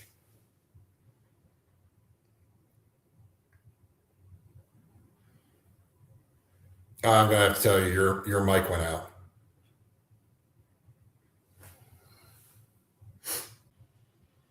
Just can't get away from those gremlins. Anyways, yeah, so I don't know if they caught that bit, but the shotguns are really deceptively simple. And I think people get bad advice from movies and TV shows and gun shop salesmen that say, oh, you need a shotgun for defense. And I've taken people out who were even trained individuals I mean, moderately good with firearms, just in general, military, law enforcement, and I'll have them run my shotgun. It is a pump shotgun. And they, under stress, they have a hard time. I had one guy, he had huge welts because he wasn't holding it tight enough or holding it too tight or whatever. He was short stroking the crap out of that thing. And I mean, there's so much technique that goes into just running it. And it is long. It's a long shotgun too. So, moving through it, there's over the shoulder technique and all the other things that go into it. It's definitely something you need to put time in, 100%. And I do think it's a really good choice for somebody who wants to put that time in. But yeah, it really is. So we are a little over 30 minutes from the top of the hour here, or a little under 30 minutes. We're going to, unless you've got something else to add on the shotgun topic, we're going to go really briefly into gear that people don't, maybe they need to put, like gear that they should have more of, less of, whatever. And then we'll jump into the questions. So What about gear? Like just in general, that people don't put enough time in. Maybe they get a plate carrier, they never put it on. Maybe they don't have enough magazines. Pretty open-ended question, but where do you want to go with that? Man. So one of the things I see is that people try to buy performance. Yeah. Right. So rather than going out and spending the money on ammo and learning, whether it's through self-development or through an instructor, I'll see guys come to class with, a $2,500, $3,000 pistol. Wow. And then I see that they can't shoot it worth crap. Right. Because in their minds, they've read the material from the manufacturers or they've seen some review and they get this mentality of, oh, well, if I buy that high performance pistol, that'll make it easier to shoot. And that's not necessarily the case. So too many people, I think, try to buy performance instead of working and earning performance. Yeah. Right. And that comes down to the training and the shooting and developing a practice regimen and being disciplined about, what you need to work on, what you need to improve upon. So that's the first thing. And really, when it comes to gear, it really comes down to you have to identify, what you feel your needs are. Right. If you're a concealed carry guy, or you're a guy that I just want a pistol for the house to protect my family, having a kit with body armor, it's really not for you. Right. Yeah. Because you're not going to train with it. You're not going to train in it. Yeah. You're not going to put yourself in situations where you realistically need to use it. And any situation where you might use it, you're probably not going to have the time to use it because somebody is breaking into your home or something like that. So a lot of that stuff, gear and armor and plates, that's such a wider topic, that we really need to drill down and have more specific questions about than just generically saying, do you need this or do you not need this? Because we have to create a context in what type of situation might I need this. Yeah. And then we can start going in and out with, okay, well, for example, I'm only wearing a plate carrier if I'm expecting a fight, right? Because plate carriers are big and heavy. Yeah. And they can be cumbersome and they can do this, right? So if I know there's a fight coming, well, yeah, then I'm armored up, right? But if it's a bump in the night, I'm not going to take 5 minutes and get dressed to walk downstairs just to find out that, a window was open and a breeze blew, a cup off the counter and it made a noise in the kitchen in the middle of the night. I'm not armoring up for that. Yeah. You know, so I think a lot of that just depends upon, what your environment, what your situation is. Like Yeah. for you, like being outdoors, right? You're out away from something. You know, um, am I going to put on plates if I'm going on a 10-mile hike? Well, you may if there's some type of PT involved, and Sure. you're kind of doing like a forced run. Is this something I can do if I had to? Versus I'm just going on this ruck or I'm going on this hike.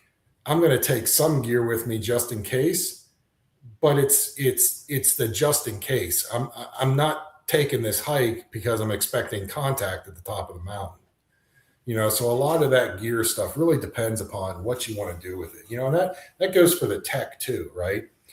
We talking about night vision capable IR stuff, thermal stuff. Do I need IR in my house? No, right? Because if I'm going to fight in my house, I'm just going to turn the lights on. Yeah. Right? Because this goes back to the very first thing, right? Yeah. If my options are I can shoot this guy in my house, or I can turn on the light, and when he sees the lights on, he's going to bolt and take off. Which one's a better choice? Yeah. Right. Right. Yeah. I would much rather turn on the light and have the guy run away and call the cops than call the cops and be like, hey, dude, there's a body on my front floor, and then go through that whole process. No matter how righteous that shooting is, it's still a process of all of that stuff, right? And then let's not forget the special companies you got to call to come clean up all the blood stains everywhere. And then let's not forget that every family member in your house, every time they walk by that spot, is going to look at that spot and remember that body. I mean, very traumatizing, all that stuff. So if I can solve that problem by flipping on the light switch, it's a much better outcome for me. And it's definitely a better outcome for him. Right? But do I need night vision and IR lasers? Do I need them? No, I don't need them. Right? Do I want to have them? Yeah. Yeah, because it's cool. Right.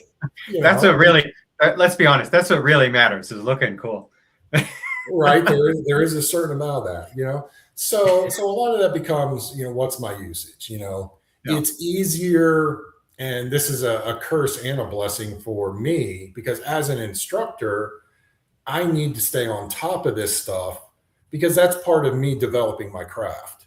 Mm-hmm. Right. So when new high tech gear comes out and I get a group of guys or a law enforcement agency or a high end group of clients, and they're like, hey, we want a class, a fighting class with nods and IR. Okay. I provide a service. I have to be able, if I want to be able to offer that class, I have to be thoroughly familiar with those systems and how to operate them. Right. So for me, it's a business expense and it's a part of my personal development of my craft as an instructor. Yeah. Right. But if you're just the average guy and night vision looks cool, man, if you got the money, sure, you can go spend $3,000, $4,000, $5,000 on a single tube, but do you really need it? Yeah, only you can make that determination. But, there's just a lot out there. And to bring this back to where we're coming back to is when it comes to gear, I think we really need to, go to your audience and get some specific questions and situations where I can dive a little deeper than just the 30,000 foot view. Oh yeah. Well, and we do have some of those, but I'm going to pause it real quick. Some essential gear that people should probably have if they want to get into this at any capacity. And the number one of those things should be extra magazines. And I bring that up because there's an old school thought process, because old firearms used to come with no magazine, hunting rifles, whatever, or a single magazine. And what we're talking about is more modern tactical shooting type stuff. You're going to go through magazines. Yeah, no, I like I said before, I mean, I'll hump the ammo, and that just comes from, personal experience. That comes from, anecdotes. That comes from learning from other guys' experiences. So I'm already carrying a holster. I'm already carrying a pistol. I've already got a belt. I've most likely got a flashlight. I probably surely have at least one knife. How much more difficult is it for me to slap on a mag carrier and carry one or two more mags? It's really not. Yeah. It doesn't make it any more difficult to conceal. It doesn't make it any noticeably lighter, the weight on my waist. And in fact, sometimes it helps balance out the weight because I've got the big pistol on one side and if I have two mags on the other, it balances out, makes it more comfortable. If your system's not comfortable, you're not going to carry it. So I mean, there's some things like a quality holster. I can't tell you how many times guys will show up with an extremely high quality, expensive pistol, $1,500 plus. And they show up with a nylon Uncle Mike's holster that you can buy for $7 at Walmart. Yeah. And I'm just like, does it, the great thing about universal holsters is, it'll hold any pistol. It just won't hold any pistol good. Yeah. And they'll put all this time and money into the gun.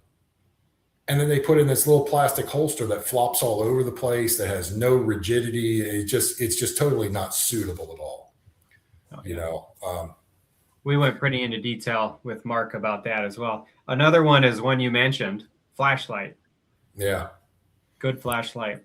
Yeah. Now this is a bigger can of worms, and and more directly. I mean separate light from weapon light. Yeah, we've talked about the value of a light on the pistol, right? That's it can be a separate talk, but having a flashlight, carry one with me every day. I use it a tremendous. I'm shocked, and I learned this too on the job, how many times I needed and used a flashlight in broad daylight. Yeah. Right. Because there's always dark corners. Right. And when it comes to gunfighting, and my philosophy is, it's real simple. All dark holes have guns until I prove otherwise. Yeah. Right. So when I'm looking under the bed, I expect there to be a dude with a gun. When I'm looking in the closet and there's a pile of dirty clothes 6 feet high and I'm digging through, right? Because I found people buried. They bury themselves in dirty clothes, thinking people aren't going to move them. I need the flashlight. Just everyday things. Looking at boxes. I'm cleaning my pistol and I want to look to make sure the barrel's clear. So I take my flashlight and I shine it. I use them every day. And then if you get a high quality one, now that also doubles as a striking implement. It gives you options. So I mean, if you want to live this lifestyle, I think you should have a good quality holster, a high quality firearm, right? Have spare magazines and have a flashlight or, something like that. I think those are just given. Like, you can go online or find groups, and there's whole picture threads of people that post pictures of their EDC or their everyday carry. Yeah. That's like a culture unto itself, man. Right. It is. Right. And I've done it before, and we do it when we travel. So the rule is you take a picture of your EDC at the hotel, right? And it shows right there at the nightstand. It shows everything that you have with you that's on you, and it's, some guys have stuff that's just short of a legit Batman belt. That's right. Other guys are very minimalist, like more on the stabby pokey side of guys that I know. Like, they have a fighting knife, they have, and that knife can only be used if there's blood involved. They have a utility knife that's everything. They have a small knife so that the utility, they have 4 different blades on them every day, and each one has a specific purpose. And I can't say that I haven't done that. Right. But, you see a picture of a person's everyday carry. They got 4 blades on top of everything else. This is the fixed blade in case the folder doesn't fold right. Right. Yeah. Right. So it's, there should be some minimal things, but to bring that all back home is, you gotta be proficient in whatever you're gonna carry in its use. Yeah. It does you no good to carry a flashlight if you want to use it for potentially self-defense and fighting, if you don't know how to use it for self-defense, then it simply becomes a flashlight. It's just a tool for looking in dark places, right? But if you want to expand that capability, then you have to get the training on how do I use this light in conjunction, with my system that I'm fighting with. Oh yeah, and a lot of people do that. They'll get stuff and think that it immediately, that immediately gives them that capability or whatever, and they've done no training or practice with it or anything. One good example of other gear that I would say for EDC people to look into before looking into a firearm is just pepper spray. And there's some really good ones out there you can get, like even off Amazon, like Palm. I don't know if you've heard of Palm. This is not an advertisement for Palm, but that's like a stream style. It shoots a constant stream out. It's not a spray as far as like a gaseous spray, but something like that, might be a better option for most people, talking about back to the use of force spectrum, right? It's a lot easier to explain to the cops that I pepper sprayed this guy versus I shot this guy. It is. But once again, that comes with its own issues. Like, I'm not a big fan of pepper spray, right? Because even in the stream or the foam variation, it still has an aerosol component, right? So think of it like this. How many times has your girlfriend or your wife or, your significant other, they put on some type of perfume and 5 feet away, you smell it? Mm-hmm. Well, it's because it's an aerosol. Yeah. And I can tell you 100% of the time that I was around pepper spray, whether I used it or somebody else used it, it affected me too. Yeah. And it got to the point where I got used to it and it didn't affect me as bad. Mm-hmm. But to the untrained person or a person that doesn't have a lot of experience with it, on the surface, it seems like a great idea. But that's also why in the law enforcement community, that in order to be authorized to carry it, you have to be sprayed with it so that you know what the effects are and you can fight through it. Because if you're in a close quarter situation, you spray it, you're going to get some and it's going to affect you. Yeah. Right? So because of that, I don't like something like that diminishes your capacity to fight against them. Now, if you get a good hit, it's definitely going to do that, right? But it also diminishes your capacity. I don't like that. Another thing that's kind of a dirty little secret in the industry is that pepper spray only works on about 75 or 80% of the population. Like they don't advertise this, right? Because it's one of the downsides. And I can tell you once again from personal experience that it really kind of resets your clock when you spray a dude and he looks at you and it didn't do a thing to him. And then you kind of just look at it like, oh shit, that didn't hurt. So they don't advertise that there is a segment of the population that it just isn't effective on at all. And then if you're motivated enough, a bad guy can fight through it. Oh yeah. Well, and that's a known thing. Yeah. I've never heard that a certain percentage doesn't feel any effect from it, but yeah, you could totally fight through it. Yeah. If you're motivated, for sure. Yeah. My thing on it is that it's a great, I would say it's a good option for people who are nervous of the firearm and want to admit, because there's always people with allergies to it and everything else. Like it could make your situation way worse, Oh, but again, learn about how to use it properly. We do this thing. We have these kids camps, and they come out and they get handed a bear spray for when we go into bear country for hiking and stuff. But we also, on top of that, the first day we have a professional come out and do bear spray training where they get, a inert can. It's got gas in it, but it doesn't have the oil in it, and they actually spray it. And it's amazing how they react to spraying it and they realize how not to do it, because it's not like how you think it works. Because a lot of people, the first thing they do is they aim it too high, right? And it rises in the air.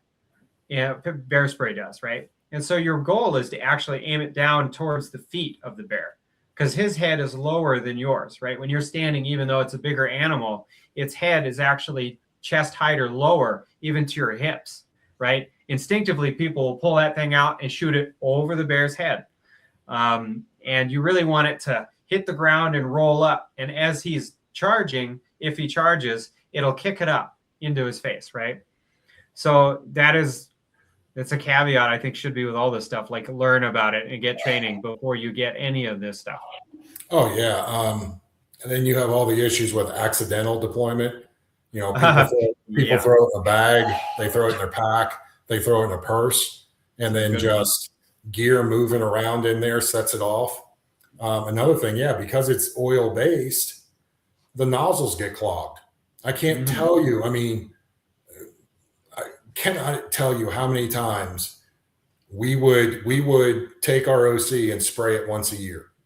And I can't tell you how many times we had to replace OC because they would go to spray it and the nozzle would be so clogged, you get one little tiny stream. It wouldn't even fog. You just get this one little stream go out and they would shake it and do it again. This little, it was just clogged completely, and there's no telling when that happened. That OC might have clogged 7 months ago and he just didn't need to use it. But there's going to come a time when he grabs it, it may not even work because it's clogged because of the oil resin and how it attracts dust and dirt and it clogs that channel. Yeah. And the last thing you want to do is take your finger and wipe it clean and then, I had a good buddy in Thompson who left, this is a bear spray thing, but it happens because people leave their defensive sprays in their cars, right? In the cup holder, right where the sun's coming in. Anyways, this buddy of mine, he left a bear spray canister in his vehicle, in his cup holder on a really, really hot day. And he got in there and it was I think it just took him closing the door and it just shook it enough. It just popped in there and that does not come out. No, that's a new interior. Yeah, it's a new interior. That's funny too. And a lot of it's orange, right? Yeah. Oh, geez. Well, let's go ahead and jump into questions. Sure. You ready? Yeah. All right. The fun one. You've seen these before, so it's not that interesting. All right. So this one came in last, so I may have sent this one to you. Nanette is asking, in your extensive career, who have been the easiest people to train? Easiest just in general. I actually have two of these that are kind of the same. One of them is the easiest people, and one of them is like the easiest age, or the opposite of that, the most difficult agency to train. Well, the easiest are the new guys, the beginners, the new students, the people that are starting from ground zero, right? Because they don't have any real preconceived notions. They don't have any bad habits they developed.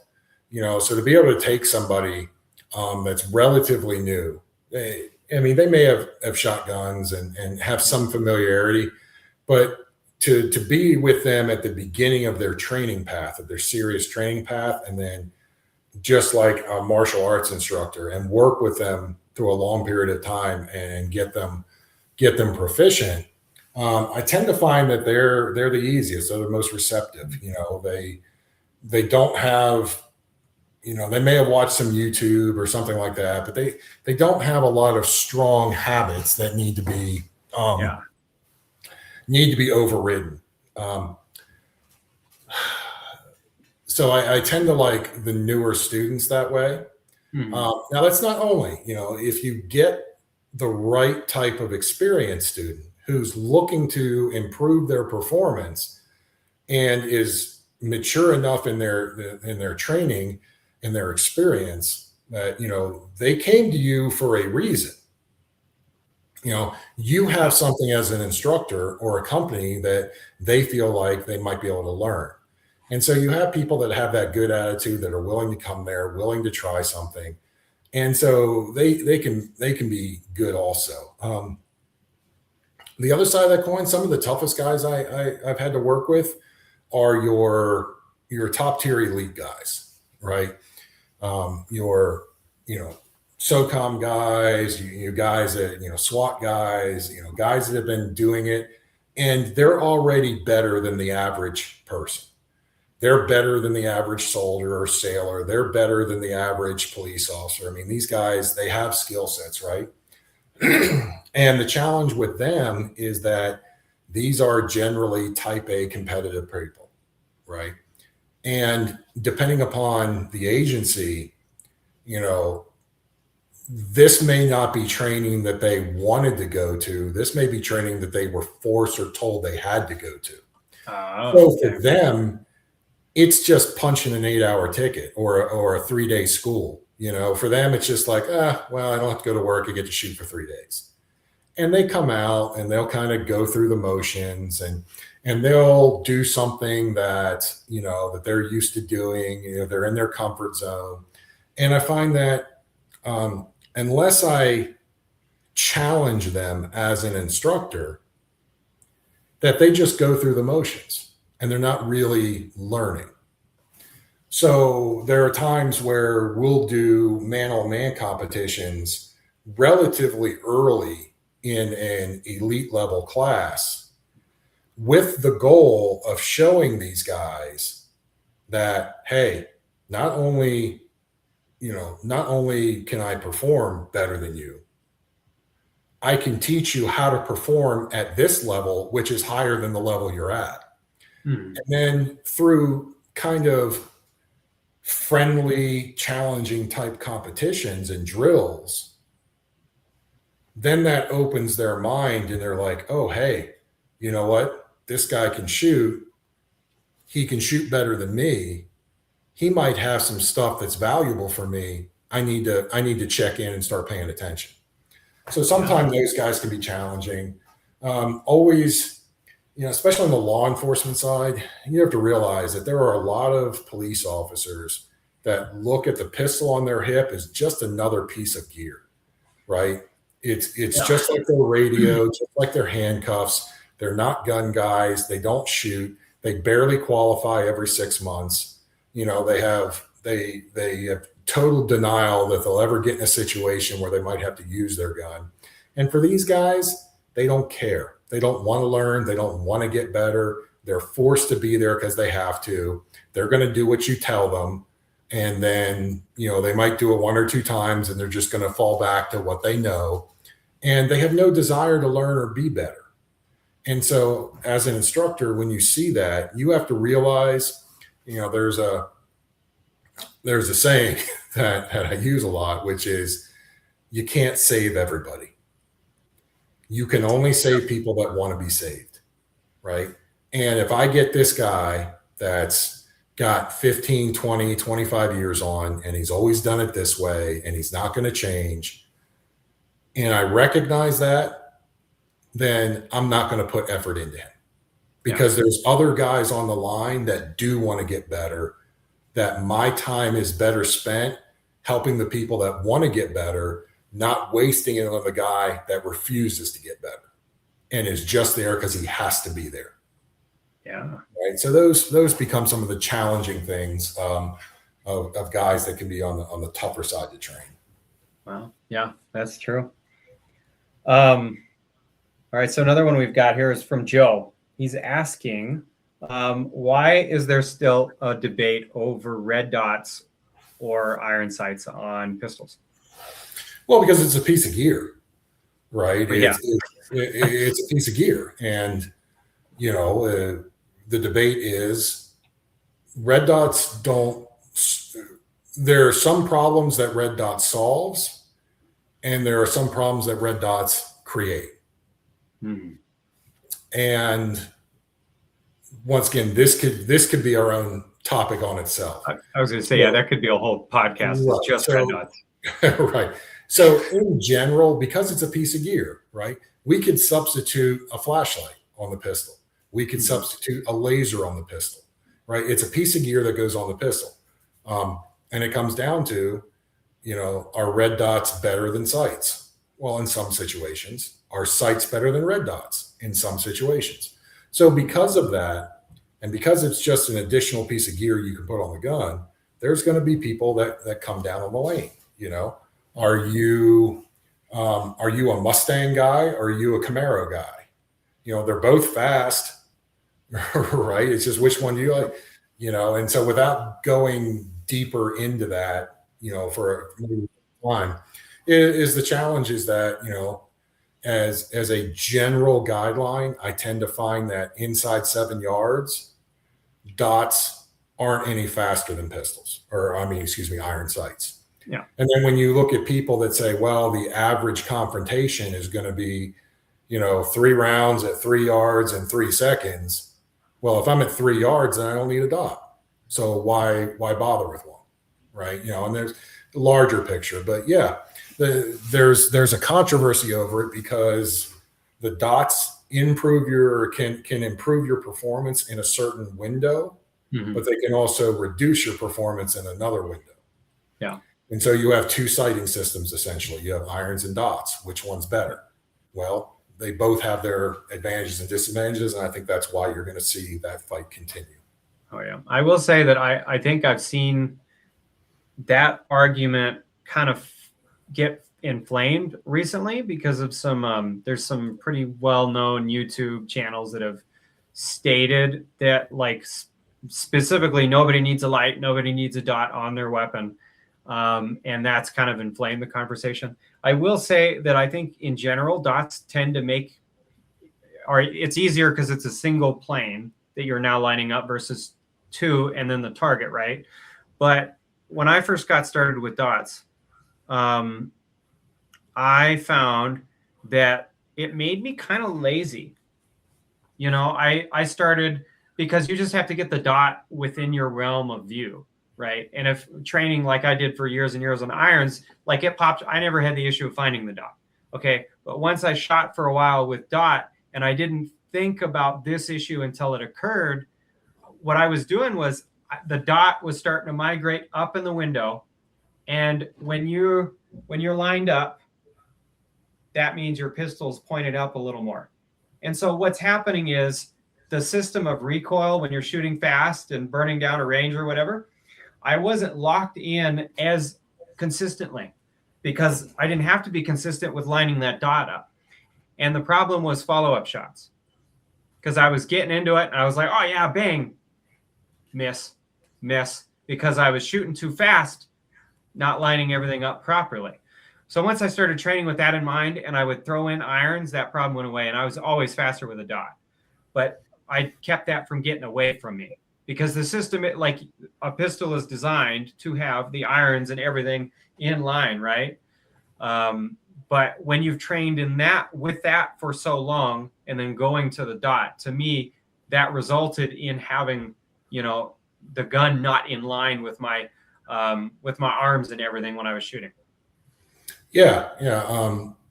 The recoil pattern of the dot is going to change depending upon if the dot was in the center of the optic when you touched off that round or if it was in the upper corner, right? And then now you have shot-to-shot variation, which forces you to make minor corrections, which in certain situations forces you to shoot slower.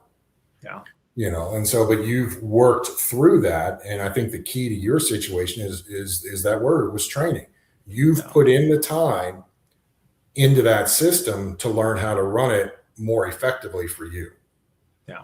But if I give a new person a pistol and they don't want to practice with it, and I give them an iron sight and I give them a dot and I put somebody at 5 yards and I put them on a clock, the guy with the irons is going to get that shot off faster because that guy with the dot, is going to come out and start doing the dot dance.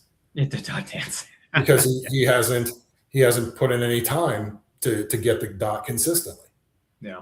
Right. So in that situation, the irons are much better for people that aren't going to put in the time and effort to get the dot in a consistent presentation. Yeah. And that comes back around to the training, so 100%. So, and that's why there's always going to be this debate, The great thing about the dot is you get feedback, right? If you're jerking the trigger low left, and we will talk about, the circle and the problems, well, you're going to see that as soon as you press that trigger, that dot's going to tracer right down before it jumps. Yeah. Right. So you get great feedback. Dots are great for working on trigger control and practice because that dot's going to show you every minute mistake you're making in your trigger pull and your grip. So they can be a great tool and they can be a force multiplier in in fighting, but you have to put in the time into that system to be effective with it. And a lot of people goes back to, they want to buy performance. They say, well, I'm going to put this dot on my pistol. I'm going to spend some more money because it's going to make me a better shot. And it doesn't. Yeah. Because and it's like, it's like you say, right? And a lot of times having those extra things for somebody who doesn't have the experience or the training behind them, it makes them worse. Yeah. Like the dot dance is a perfect example of that. I've taken a lot of people out who've never shot a dot and they don't have a lot of experience with pistols in general. And that's a recipe for failure right there, because they're pulling that thing out and they're trying to find it. And it's like, if that was like a situation where seconds counted, they wouldn't be there anymore. Yep. Because it is easier to find. It makes more sense in our mind. There's less weirdness going on. Everybody knows how to line up the irons, but the dot's a little cumbersome in that way. I agree. Next question we've got is from Steve. I thought you'd like this one because we kind of chatted about this a little the other day. Talking about revolver or semi-auto for self-defense. Man, so once again, larger topic. We can delve a lot deeper into it. I know you wanted to do one on that, I think. The quick version is with the one small exception. I do not recommend revolvers for defense. No. Simply because whether it's a snubby or whether it's a larger size gun, they can be more difficult to shoot because of the double action triggers. Most of them have limited capacities of 5, 6, 7 rounds. You can get a modern semi-automatic pistol that is extremely reliable, that can hold 15, 17, 18 rounds, gives you capacity. The trigger pulls are more manageable. They're easier to be more accurate with them. I think you can shoot them faster. They have, there's less, depending upon the configuration of the revolver and the ammunition, you don't get quite the muzzle flash with a semi-auto you do, which affects your vision in low light. Pistols reload way faster. So I think when you look at all those situations briefly, we're taking the 30,000 foot view. This is a topic we can dive a lot deeper into.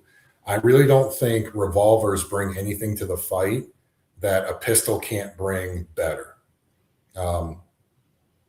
Now they're going to say, well, the revolvers are more reliable, right? Well, yeah, I can concede that point. Right. But now that gets into discussion of how reliable is reliable enough. Right. If I can take and virtually every manufacturer that manufactures a polymer 9mm pistol, in the industry, we've figured out how to solve that reliability problem.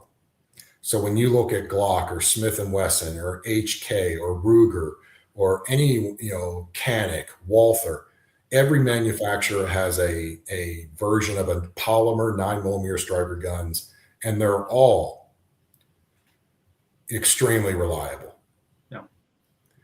So, how reliable is a revolver over a semi-auto? Well, I don't think that's the right question. My question should be, when is reliable enough? If I can shoot 500 rounds through a semi-auto with no malfunctions, is that good enough to be deemed reliable? I would contend it is. So I mean, we can even get to where pistols or semi-autos have enough reliability that the long-term reliability of a revolver basically is negated. So when you look at all of that between, trigger pull and capacity and reliability and muzzle flash and just all the things that go with it, I just don't see where a modern revolver has enough of an advantage over a modern semi-auto to choose a revolver for self-defense. Yeah, I 100% agree. And I think that conversation, when it comes to reliability, I think really what a lot of people are talking about is it's kind of FUD lore, where they're like, well, if I pull that trigger, it doesn't matter if somebody's sitting on me or whatever, that cylinder. It's like you said when we had this conversation, right? Like, you can stop a revolver. You can get your finger in. But I mean, most of them with open hammers, you can get in between the hammer, right? I think a lot of people will argue the other side. Well, with a semi-auto, like a Glock stock, we'll just show that. Okay, so we have a Glock style pistol that has been cleared. We are empty. Okay, if you press it like that, we're not gonna get a round off. But if you let it loose, it will fire. I think that's a lot of the concern people have over semis is they think that, but you can stop a revolver from going off, similar situation. So I don't know if that's really a valid argument anymore anyways. Yeah, the bigger question is if you're in that situation where they can get their hands on your firearm to begin with, you've already made a mistake. Yeah. Right. Yeah. You got bigger concerns. You just need something that goes bang at that point. Right. You either let them get up on you too quickly or you tried to introduce something too soon. Yeah. And so no, I think they're great. I think they're great for, just woods carry. I think they're great for, a lot of purposes, but for serious self-defense with one small exception, I don't see them have any advantage. Sure. You want to name what that exception is, or do you want to do another one of these and we'll go into it? No, I would simply be, an extreme close quarter situation where I potentially might have it in a pocket and we're rolling around the ground where I can shoot through the pocket with the internal hammers, things like that, something where I can, there's no mechanism that needs to cycle for the gun to continue to be reliable. And that's not saying that the semis won't do that. I'm just saying that the chances for a slide cycling inside of a pocket or a confined space, the chances for that a malfunction to occur are higher with that than with a semi-auto. With a revolver, you might get 3 or 4 rounds off before it jams, and that may solve your problem, right? With a shrouded or an internal hammer revolver, you're going to get virtually all of that cylinder. Unfortunately, most of the times it's only 5 rounds, but hopefully that will solve your problem. So with the exception of that one tiny specific situation, I generally don't think revolvers offer any advantages over a good modern semi-auto. Yeah. We'll give it everything you get with most modern semi-autos. So the last one I had was, this is Steven. He's asking the number one mistake you see beginners make. We're going to tighten that up a little bit because that's pretty broad. Specifically in maybe some of your beginners classes, getting familiar with firearms, in general, like, maybe a basics pistol class or a basics carbine class or something like that. What are some mistakes that you see really, really often? The one that it comes back to is people try to buy performance, right? Yeah. Okay. Is you'll see them, they'll go into the gun shop and, they'll be looking for something and, or they'll get steered, whether it's through YouTube reviews or doing research, and, they'll get steered away from a $500 Glock and go buy a $1,500 Springfield or a $2,000 or a $3,000 Staccato, and then it's like, then you need this dot too, so then they got to go buy the dot, if you're going to put the dot on the gun, you definitely need a light. And here's this Surefire X300 light laser turbo that can do all this stuff for $600. You're going to do that. You need this custom Kydex holster, you're going to need these magazines. Well, if you're getting magazines, you got to buy these extended capacity base pads, These guys show up in these classes and it doesn't matter if it's a pistol or a rifle or even nowadays shotguns. I mean, they show up and their weapon systems are $3,000, $4,000, $5,000 and they can't run them. They don't know how to zero the optics. they don't even know how to hold the gun. I'm like, what are you doing spending $5,000 on a setup that you don't even know how to hold it right yet? And if you have that kind of disposable money, that's fine. I'm not knocking people that have money and have means and want to be able to do that. But you need to put in the time and the ammunition and the training to use it also, and so it's just this, people want to buy performance because they don't want to put in the time and effort to practice and be better. And I think I think a lot of it is not necessarily ego on their part. I think they have good intentions, and I think they get sent down the wrong road by manufacturers, by reviewers, by people on the internet that convince them that if you spend this type of money on this type of system, then you're going to be able to shoot like me. Yeah. And they can't, and they don't.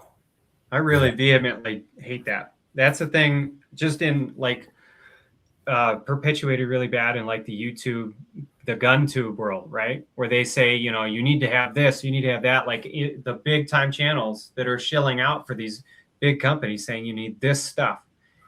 And I don't agree with that at all. I'm usually, whenever I go somewhere, I'm king of the poorest, man. I'm rocking, the budget PSA dagger, and it's all tricked out with like Amazon crap. And I tell you, people say, well, how do you know that's going to rely when you need it? Because I've rolled down mountains with it.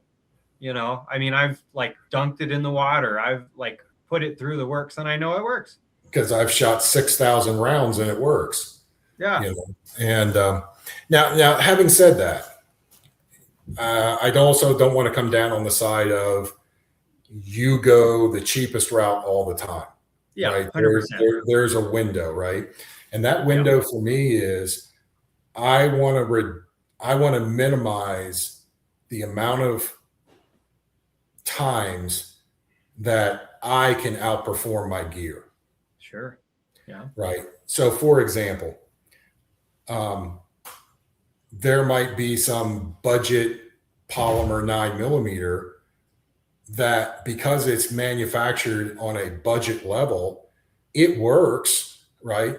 But at 25 yards, it shoots a 6-inch group. Yeah.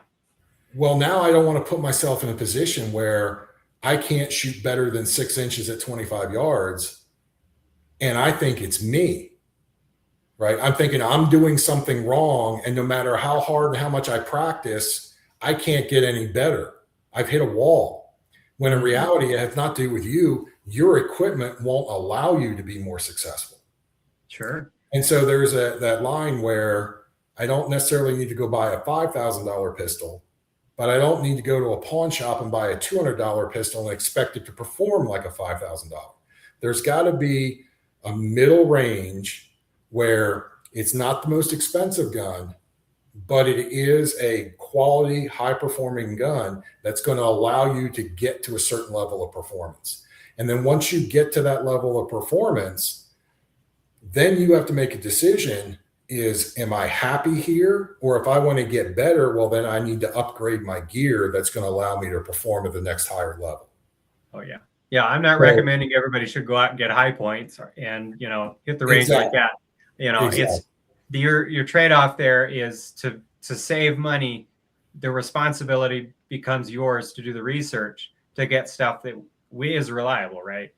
Right. And the know-how to do that. So I think that's about the end of it. I wanted you to talk a little bit about your training company. And also when this goes live, I want you to send me your website. I've got it somewhere, but we'll put that in the description below the video so people can check that out. And then any other links that you want to have attached to that, just send them my way and I'll include them. But go ahead and tell me a little bit about that. Man, well, it's not a whole lot to tell. It's just I do all types of training. So pistol, rifle, shotgun, precision rifle, all that stuff. I work with individuals, private classes. I work, military, law enforcement. I'm your typical traveling instructor. I don't have a home range. I look for people that are interested in hosting classes, and I have requirements for hosting classes. And if somebody wants to host me as an instructor, and we can come to the agreements of what I need, then I'll travel to where you are, and we'll do that. So right now my company is All Fire Dynamics. The website needs to be redone, so it may be a while before I send you that. I need to find myself a good local poor college student that's willing to work for cheap and get it. But yeah, so right now it's basically, I know people across the country and they'll hit me up here or there. But right now I really don't have anything set on the schedule yet this year so far. It's more just word of mouth and kind of things like we did with the police department the other day, and we're going to keep doing, things like that. So really the best way to get in touch with me is either through you and your company, or people can just, once this goes live, they'll my contact info, and they'll be able to get me directly that way. Yeah. Very cool, man. Well, I feel super appreciative that you were here for this. You just know so much. I'd pick your brain all day if I could, man. I think the big takeaway for people should be, again, get training, learn how this stuff works. If you're wanting to do it, you need to learn how it works and be responsible with it. But again, thanks for being here. Thanks for imparting some of that knowledge onto me and anybody else listening to this. And unless you've got anything else, we will catch you next time. No, man, thank you for having me. As this gets posted, I'll jump in on the comments if people have comments, and and try to answer any questions. And yeah, we'll get together. I mean, we need to have that conversation about some night vision for you. Yeah, I wanted to pick your brain about that. All right, man. Sounds good. Hit me up and we'll go do it. Cool. All right, we'll catch you later.